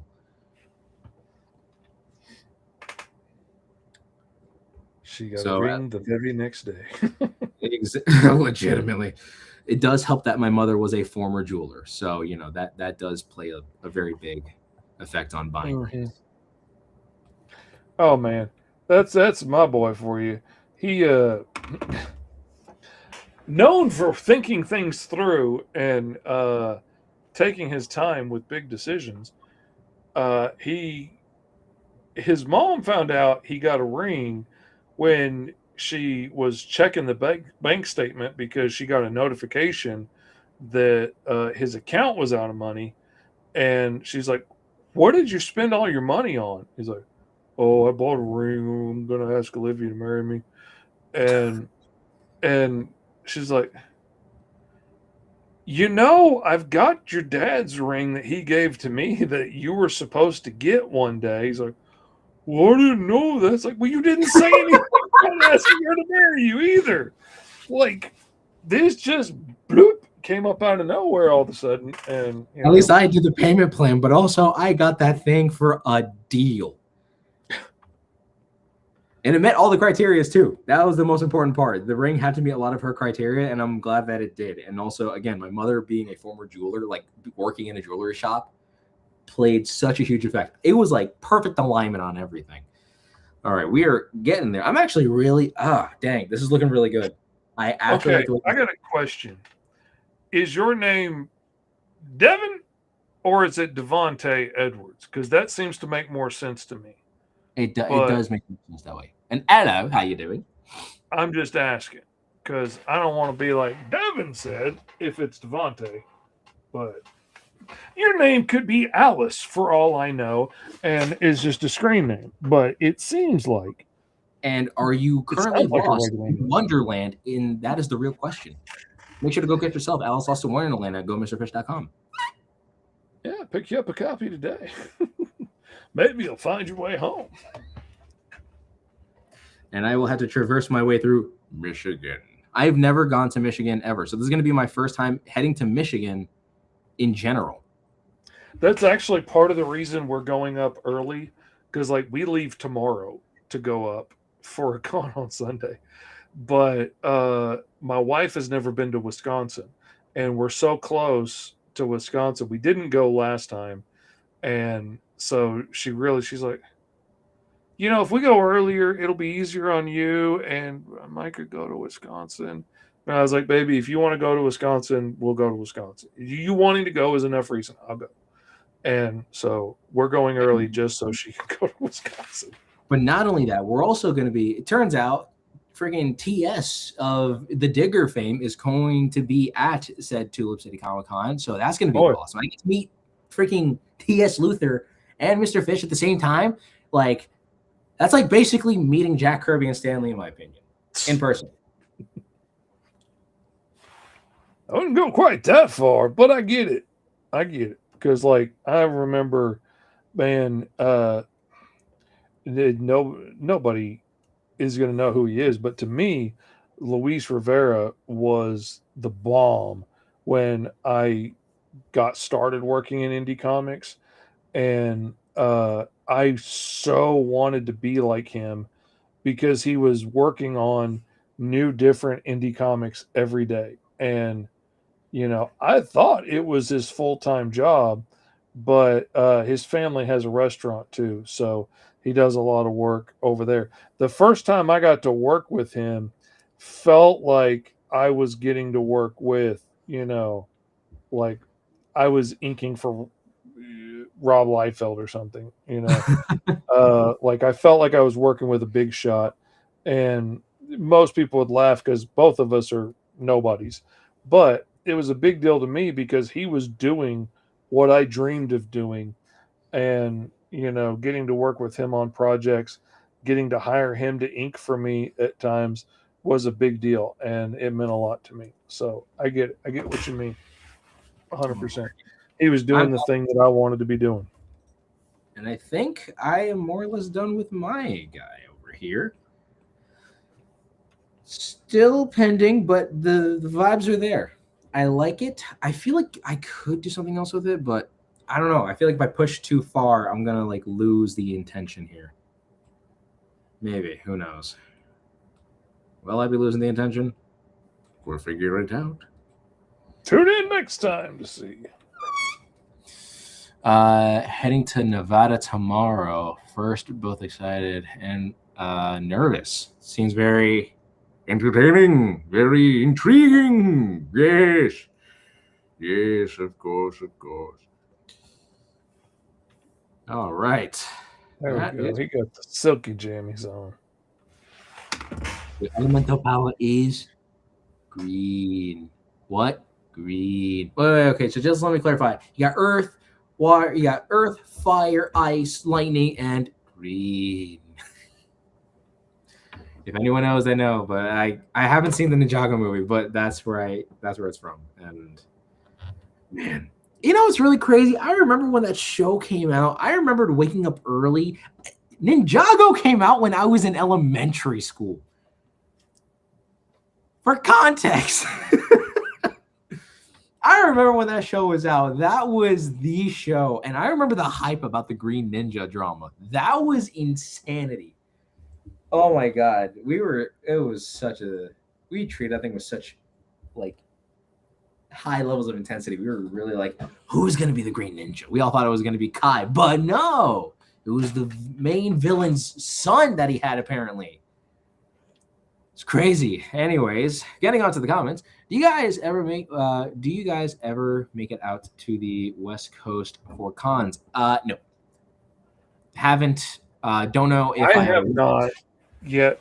The only way I'm honestly probably going to make it out to the West Coast is if one of my books does well enough that a con or a publisher wants to fly me out there, because it would be hard to fly me out there because I'm a very, very tall man and I don't fit in most seats in most planes because my legs are way too long. And like if I'm not sitting by the doors or something where there's lots of extra room for my legs to spread out, there's just physically no way I can fit in another seat with Yeah. these big long stilts. So I don't fly places very often, and I drive, which a lot of people look at it like, you're driving 11, 12 hours to get to a con in Michigan for one day. Yeah, I am, because that's the way I can get around. It's easier on my body and my Tourette's and stuff to deal with. I don't have to deal with crazy ticks in the airport that would get me kicked off a plane last minute or anything. I don't have to worry about that. There's a bomb in my undercarriage. See, just thinking about getting on a plane gets me ticking out stupid stuff. So I don't have to worry about any of that. I just get in the car. I can be as shaky as I want to be in the car. Nobody cares because my wife's driving. Joke's on you. I'm covered. You know, I'm fine with it. Which is also why, like, I can make a little bit bigger, more dramatic display from my booth and take it to a con because I don't have to pack it in a suitcase. I'm packing in the back of my van and driving there. So I can do a little bit more, a little extra, and you know, that's kind of nice. I see dudes that have to be able to pack everything into their carry-on bag, and I'm like, ooh, that's rough. And that's probably going to be me because, you know, I got some, but not a lot of things left for me to give out at the con. So, like I said, this is going to be the first con that I'll be at as first of all, as an invited guest, but also a vendor as well. So, getting to get out the, you know, the remaining half of what I have left of the Unbeatables #1, the pocket comics, the grub, it's definitely going to be something. So, and definitely bring some drawing utensils, because there'll be lots of opportunity to, you know, try and take commissions and stuff. TS got a lot of drawing commissions last year. Sold a lot of his Spider-Man prints and stuff too. For not being an artist, TS sold a lot of prints and artwork last time. I was really proud of him. I think he sold more than I did, but I was only really focused on trying to sell books at the time anyway. Because I was trying to get hard numbers on selling my books. Because for a long time, I've done like caricatures and stuff at shows, and I always end up making more money doing caricatures than I do anything else. And usually make my table back and all that stuff in just caricatures. So I wanted to take that caveat out and see at a few shows, what is it like just selling books? And I did not make as much money. So does he say maximize or terrorize when he transforms? that is a great question. Dragon. Oh man. To like a burst of fire and he reforms in a fireball and then comes out would be so freaking cool. I will not be disrespected in my domain. That would be epic. I give you, and what I give you is what you shall have. Okay, here's my question. Here's the When he potential answer. transforms into a dragon, what size is he now? Is he like human size, or is he giant? We can play off of Soundwave methods here. Because see, I was thinking like if he's like human sized, but then transforms and grows into like a giant dragon, that would be really cool. Much like freaking Megatron can go from this big giant dude into a pistol a human can carry and shoot, or Soundwave can carry and shoot, which doesn't make any sense because those are two wildly different sizes. But again, Soundwave can go down to a boombox that a person can carry on their shoulder. So, you know, I like to and think he's this is where we can play with the magical aspect because this is like a fantasy sci-fi-ish kind of world. So maybe the innards of the rest of the dragon are actually like hidden in a little like pocket realm, if you will, like the equivalent like bag of holding or something like that. So when he transforms into the dragon, the rest of that dragon portion pops out, making him probably bigger. Oh my God, that would make Transformers so much easier. If you could just stick a bag of holding in there, so you could just like, semi truck just into there and pull out the robot arms and we're done. That would be so much easier. But then somebody would accidentally pull it inside out and rip a hole into the nether Fabric of realm. space and time. Yeah. So I can't tell. Should I do the orange for the face or should Dragon Forge? Oh my God. That's what he screams out when he transforms. Maximize or terrorize, because I mean he's literally forging things, and a dragon blacksmith is just a brilliant idea anyway. That's taking it in a really wild, interesting direction, and I am really impressed with the character you came up with. I'm just surprised dude. I think he's cool. I think he could have a cool backstory someday and could be as cool as Splinter, perhaps. Dude, I'm not even gonna lie. Off the cuff, I would not be surprised. Okay, you know how you have those little moments where you go like, you have your freakouts. This is my freak out because, as I stated before, I wish I could find it somewhere. I have this old picture, and it's literally of like I have 5 turtles. I have the drawing here. Where are you at? You are most likely, that's Roll for Hero. You are probably in Other Ideas, and Other Ideas have, where is you? You is here. These guys, the Super Action Fighting Turtles, just to kind of give off that, like same pronunciation as like Teenage Mutant Ninja Turtles. There we go. There we go. Super Action Fighting Turtles. Super Action Fighting Turtles. Super Action Fighting Turtles. Heroes that are action. Or something like that. But it's like the way that I thought about it, because I had these other turtle concepts, because again, they ironically are my favorite animal. And yes, I live in Florida, so, Oh, man, I love turtles so much. Before the Ninja Turtles. I'm old enough to say that. But it's like you have the samurai turtle, you have like the only female ninja turtle, you have the freaking, I call this one Turtle Tank, the one who's like flying with the wings and stuff like that. You have the gunslinger turtle, then you have the adventure turtle, who's like, the leader of this entire group. And then I did draw like a duck as their mentor. And this little platypus character you have here might as well be the Splinter for these guys. Oh, yeah. And yes, Summer Bandit 888. I do remember the Silverhawks. I was actually just watching the Silverhawks Monday. I found out that they're on Tubi, and I immediately went over and started watching them. And while it is not as good as the Thundercats, it is still relatively watchable. I do not like any of the villains, really, in Silverhawks. They had some really great ideas, but Silverhawks really went more for, here's a cool toy idea. Let's make cool toy ideas. Okay, you guys make a story around that.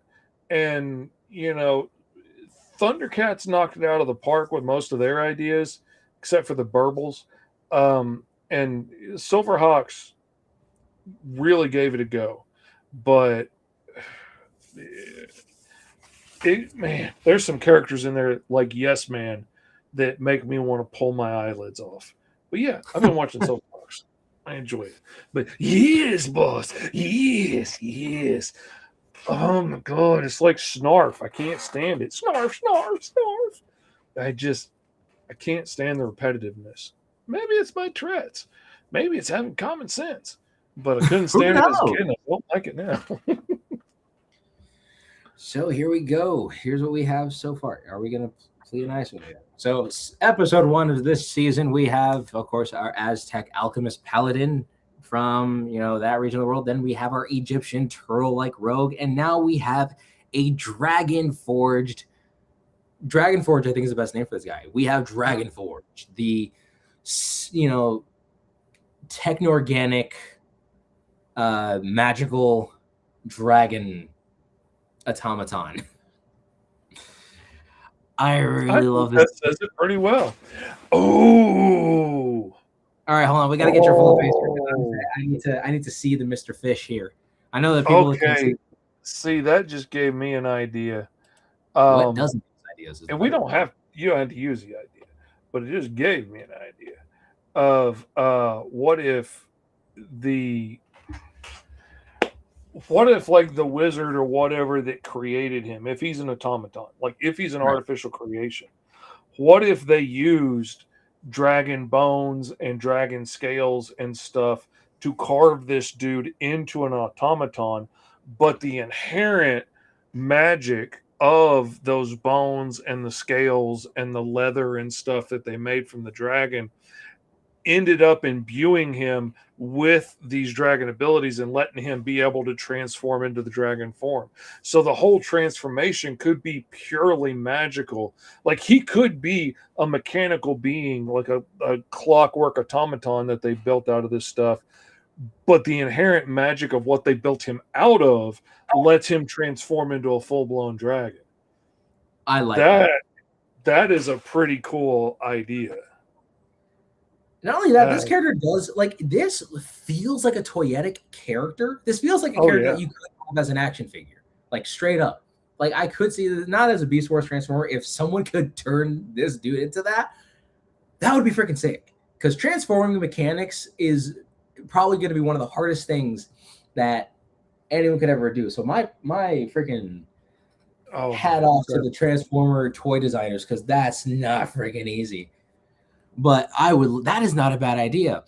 Plus, it would actually establish like the mystery of like, were dragons on this world first before anything else, before the higher beings came down trying to rule over this strange Bronze Age style world.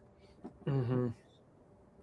And then turns out there's also, I can imagine, I can already see it now. Like maybe one of like, depending on whatever character we have visiting this eastern side of the world, we see they end up seeing the local blacksmith and they're just like, what is this guy?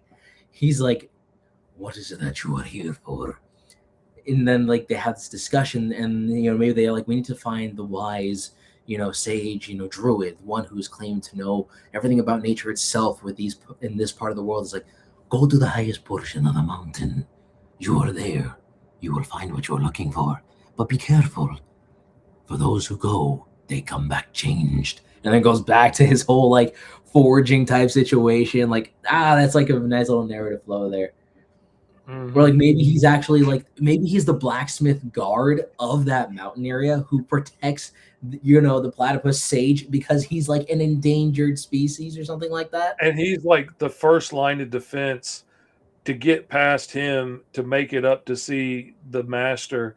And then if you make it through your trials with the master and you learn and you train and you come back down, then he's already forged your weapon that is for you, designed for you, like, and whatever the master brought out of you, that this is what you're good at, even though maybe you went in wanting to be the best swordsman in the world, but he ended up teaching you that, a hammer is better designed for your body and like what your soul was meant to do. And you come back down and this dude has this giant war hammer made for you that, that would be an epic tale right there. That is such an idea that works so well with each other. This is a chapter of the book right here. Who's going up the mountain? I don't know. But this is a chapter of the book. And then the next guy that comes along, like the bad guys following the protagonist, get to this dude, and he like instantly goes to war. Like he can tell like your heart, like whether you're on this path for the right reason or the wrong reason. And then like, the Prince Zuko comes along after trying to cause trouble, and he's like, all right, we are ready for war. And just, and oh man, that would be awesome. And then they're up there training, and he's like, was that a fireball? Don't worry about it. What happens on the mountain stays on the mountain. Also, I didn't realize this too, because funnily enough, Dan Povenmire, the creator of Phineas and Ferb and the voice of Doofenshmirtz, like it was unintentional that he made Perry the Platypus teal and orange, because it's a cartoon, you can do what you want. But apparently, if you look at them in a UV light, you know, like glow in the dark light, apparently they glow exactly the way Perry the Platypus is colored in the show. So they actually look like under like green light. They happen to have a greenish like body hue with orange and, you know, with like orange bills and hands. So that was like ironic. That would be hilarious, especially like I can see if they ever had to fight like toxic or like poisonous type of creatures that live in this world, and like they fly under like a UV light. You get to explore the realms of like using like glow in the dark kind of colors. That would be crazy. Or see the markings that like only the animals can see because our eyes don't see that far into the wavelengths. You know, like I mentioned it in one of the inserts in the Mighty Caw handbook that somebody asked a question somewhere about the crow females or something, and he talked about the many different shades from, you know, like midnight to onyx that are in the crow feathers, and you know how beautiful the rainbow of black is, but he can see all these wavelengths and stuff that we can't see. So he's seeing, you know, all these different hues in their feathers where we just see, you know, black. And I just liked adding that because birds are a lot more colorful than most of us can see and have patterns and stuff a lot of times that we can't see. And that's very interesting stuff, man. Oh man, that would be see this. Okay, see then again, it's like moments like these where I'm like, okay, I'm kind of glad we went through this little endeavor. Mm-hmm.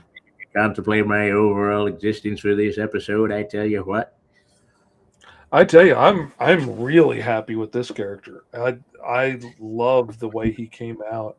I kind of want to give him something that makes him feel even more Chinese pantheon kind of inspired, but I don't know what to do that without just feeling without just like a total cultural ripoff feeling. I mean, already I'm going Kung Fu Master, which is pretty overdone. But originally I threw on the straw hat, and I was like, no, I like the top knot better for the silhouette. You know, and you already now had that thing coming off the back of his head, and I was like, that would fit really well to be like the top knot hair. So I went that route. yeah. Honestly, hey, different color variants. We got, you know, this one right over here. And then now we have fire. So maybe there could be like twin dragons. So we have, you know, the ice one, and then we have the fire one. Oh, ice dragon and a fire dragon working together as blacksmiths. Yeah, because one would cool down the metal, the other one Man, would their actually... dad had some kind of issue to build these dudes, but I would like to know what blacksmith. And that totally seems like a blacksmith thing to do. Like, yeah. oh, you know, I found some dragon carcasses. Let me see if I can forge that into a sun.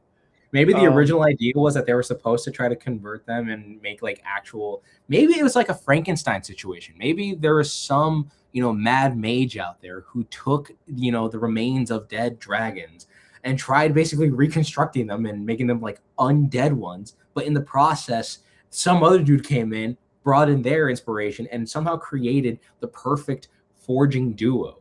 You would have, you know, obviously the ice one cooling down and tempering out the metals and stuff like that. What about those big monk beads? Yes, those would probably be such an enhancement for those, for your character as well.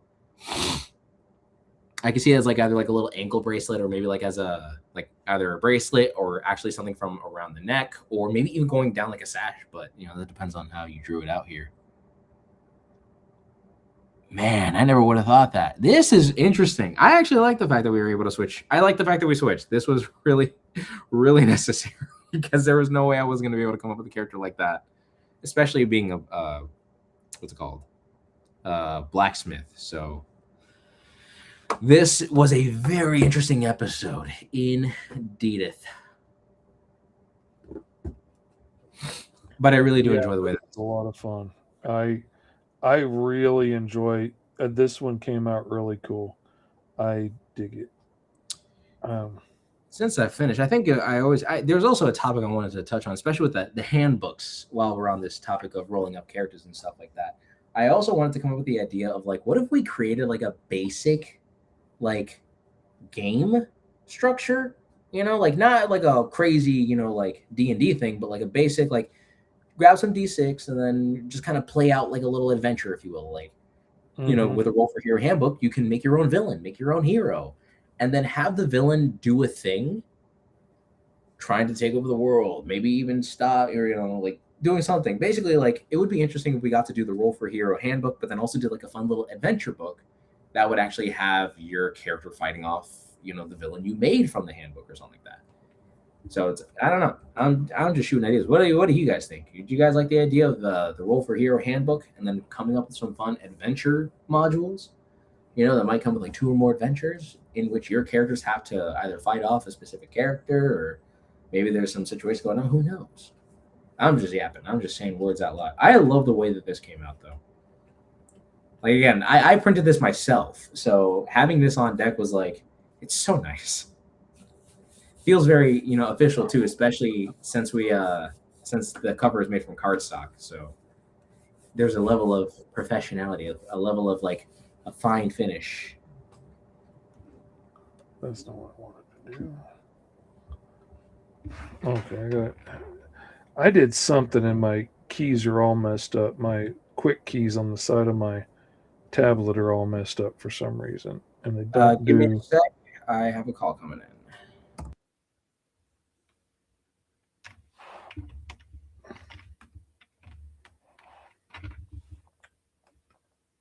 All right, there we go. Got silence for the phone call.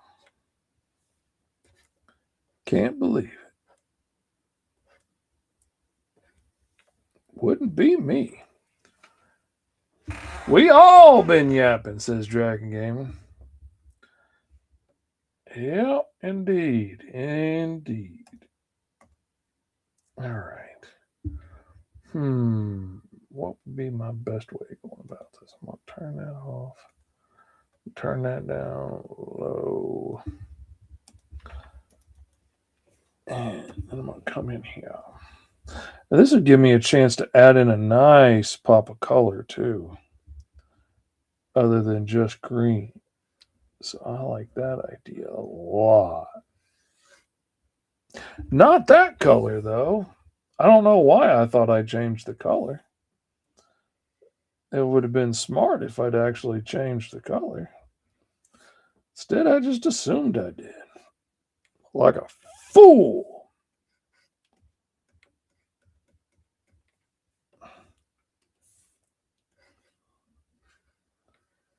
All righty. There we go. Probably have to change this color once everything is back up to 100%. But for right now, it's working.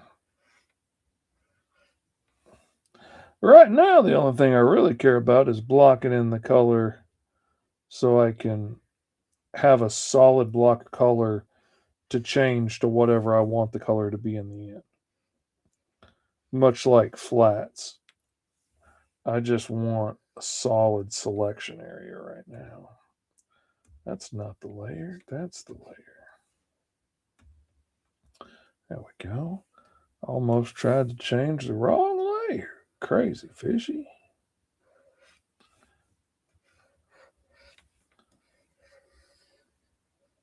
Man, there is nothing worse than getting way too far and realizing you did way too much on the wrong layer, man. Call those beads the heavy whip.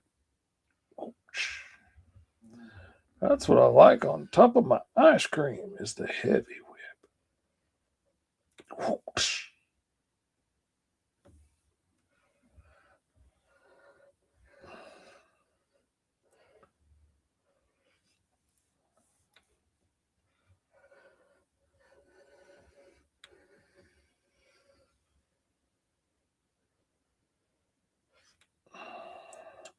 got a little bit out of the lines on that one, which is why I'm doing it on a separate layer. I don't normally do things on a lot of layers. I keep my layers pretty simple, pretty close to the vest. But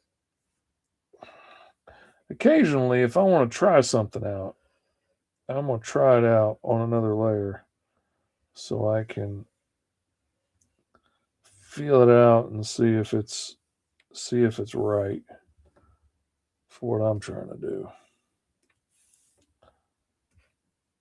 Oh, wait a minute. I'm on the wrong layer. There we go. There we go. Now we're back.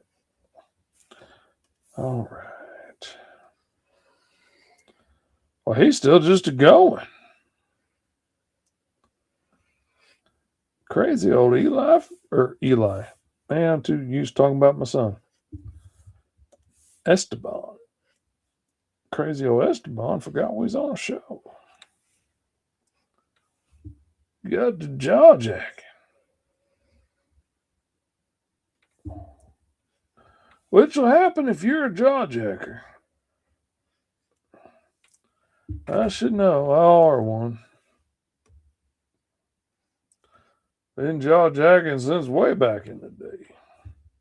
See, this is why I don't do the show alone, because I get weird when I'm just talking to myself. Dragon Gaming says he drops the beads and they break the stone floor because they're so heavy. See, I dig that idea. Kind of like taking off those heavy training clothes in Dragon Ball. And you realize, oh man, he's been balancing on his tail all this time. Uh-oh. I sure hope he doesn't have any attacks where he whips that giant tail around and hits me with it. That would be unfortunate. Tail whip. Whoosh. Tailnado. Whoosh. Okay.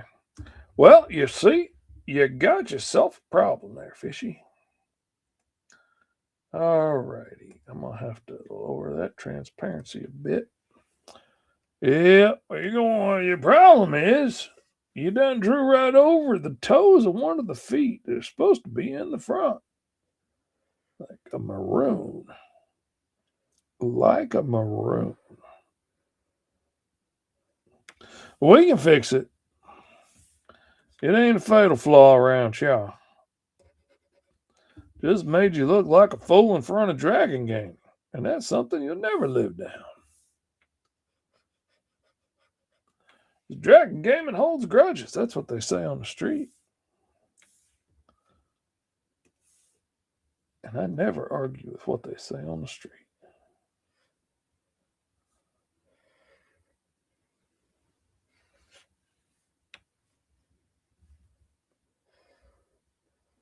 I do like that idea of dropping the beads and them being super heavy, though. That is a great idea. All right. And I do like the idea of them being a different color, but I'm going to go more brassy than bright orange, I think.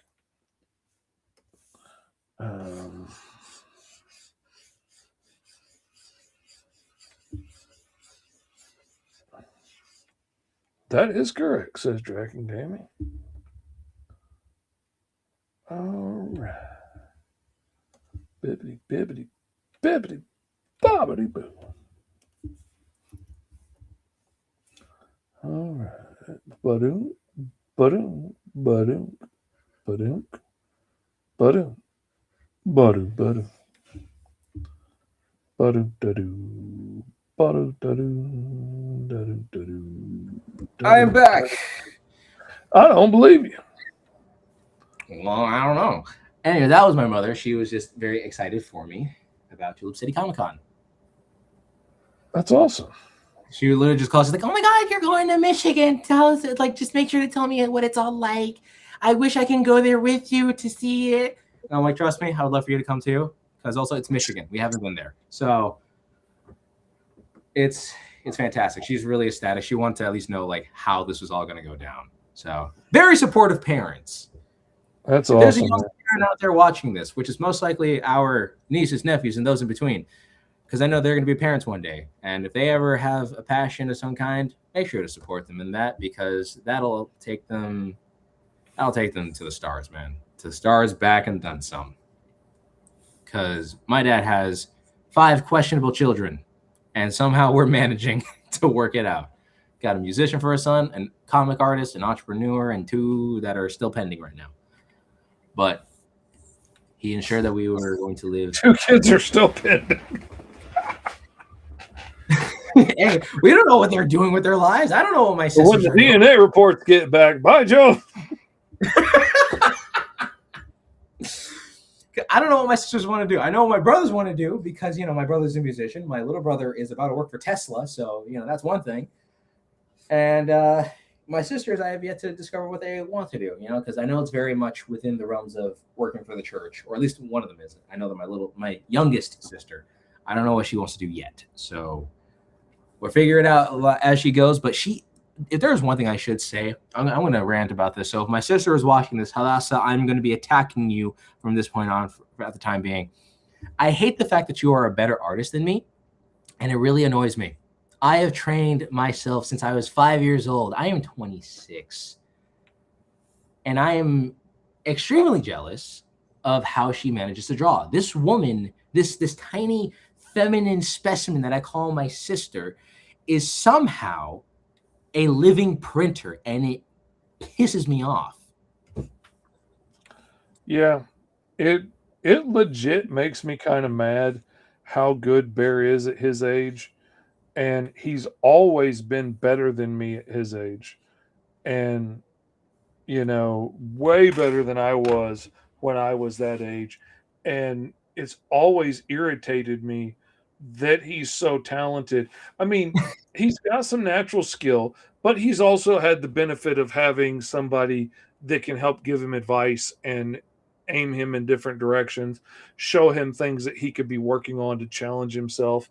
And he's taken that really well, and it's made him a lot better artist, but that also makes him better than I was at his age.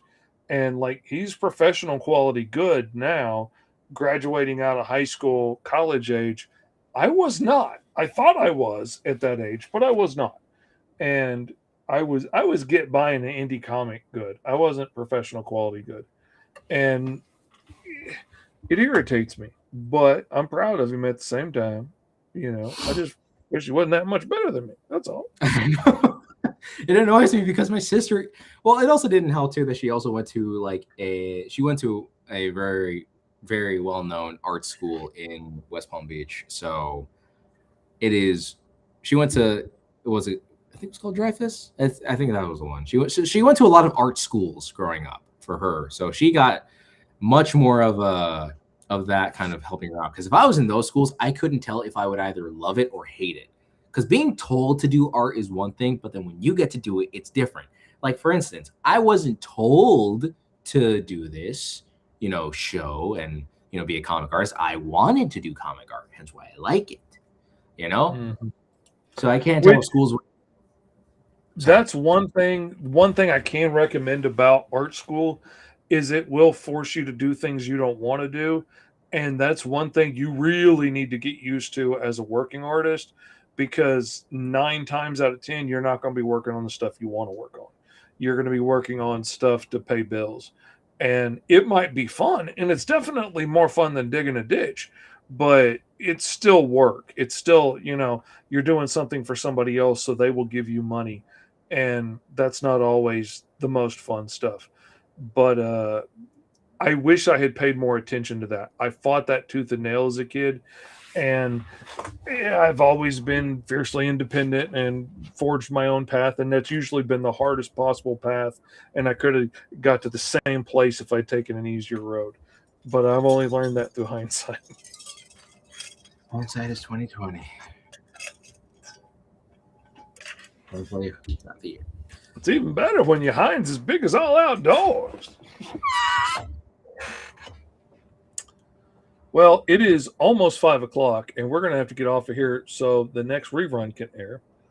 So if you missed out on the show with William Andrew, was it? Philip Andrew.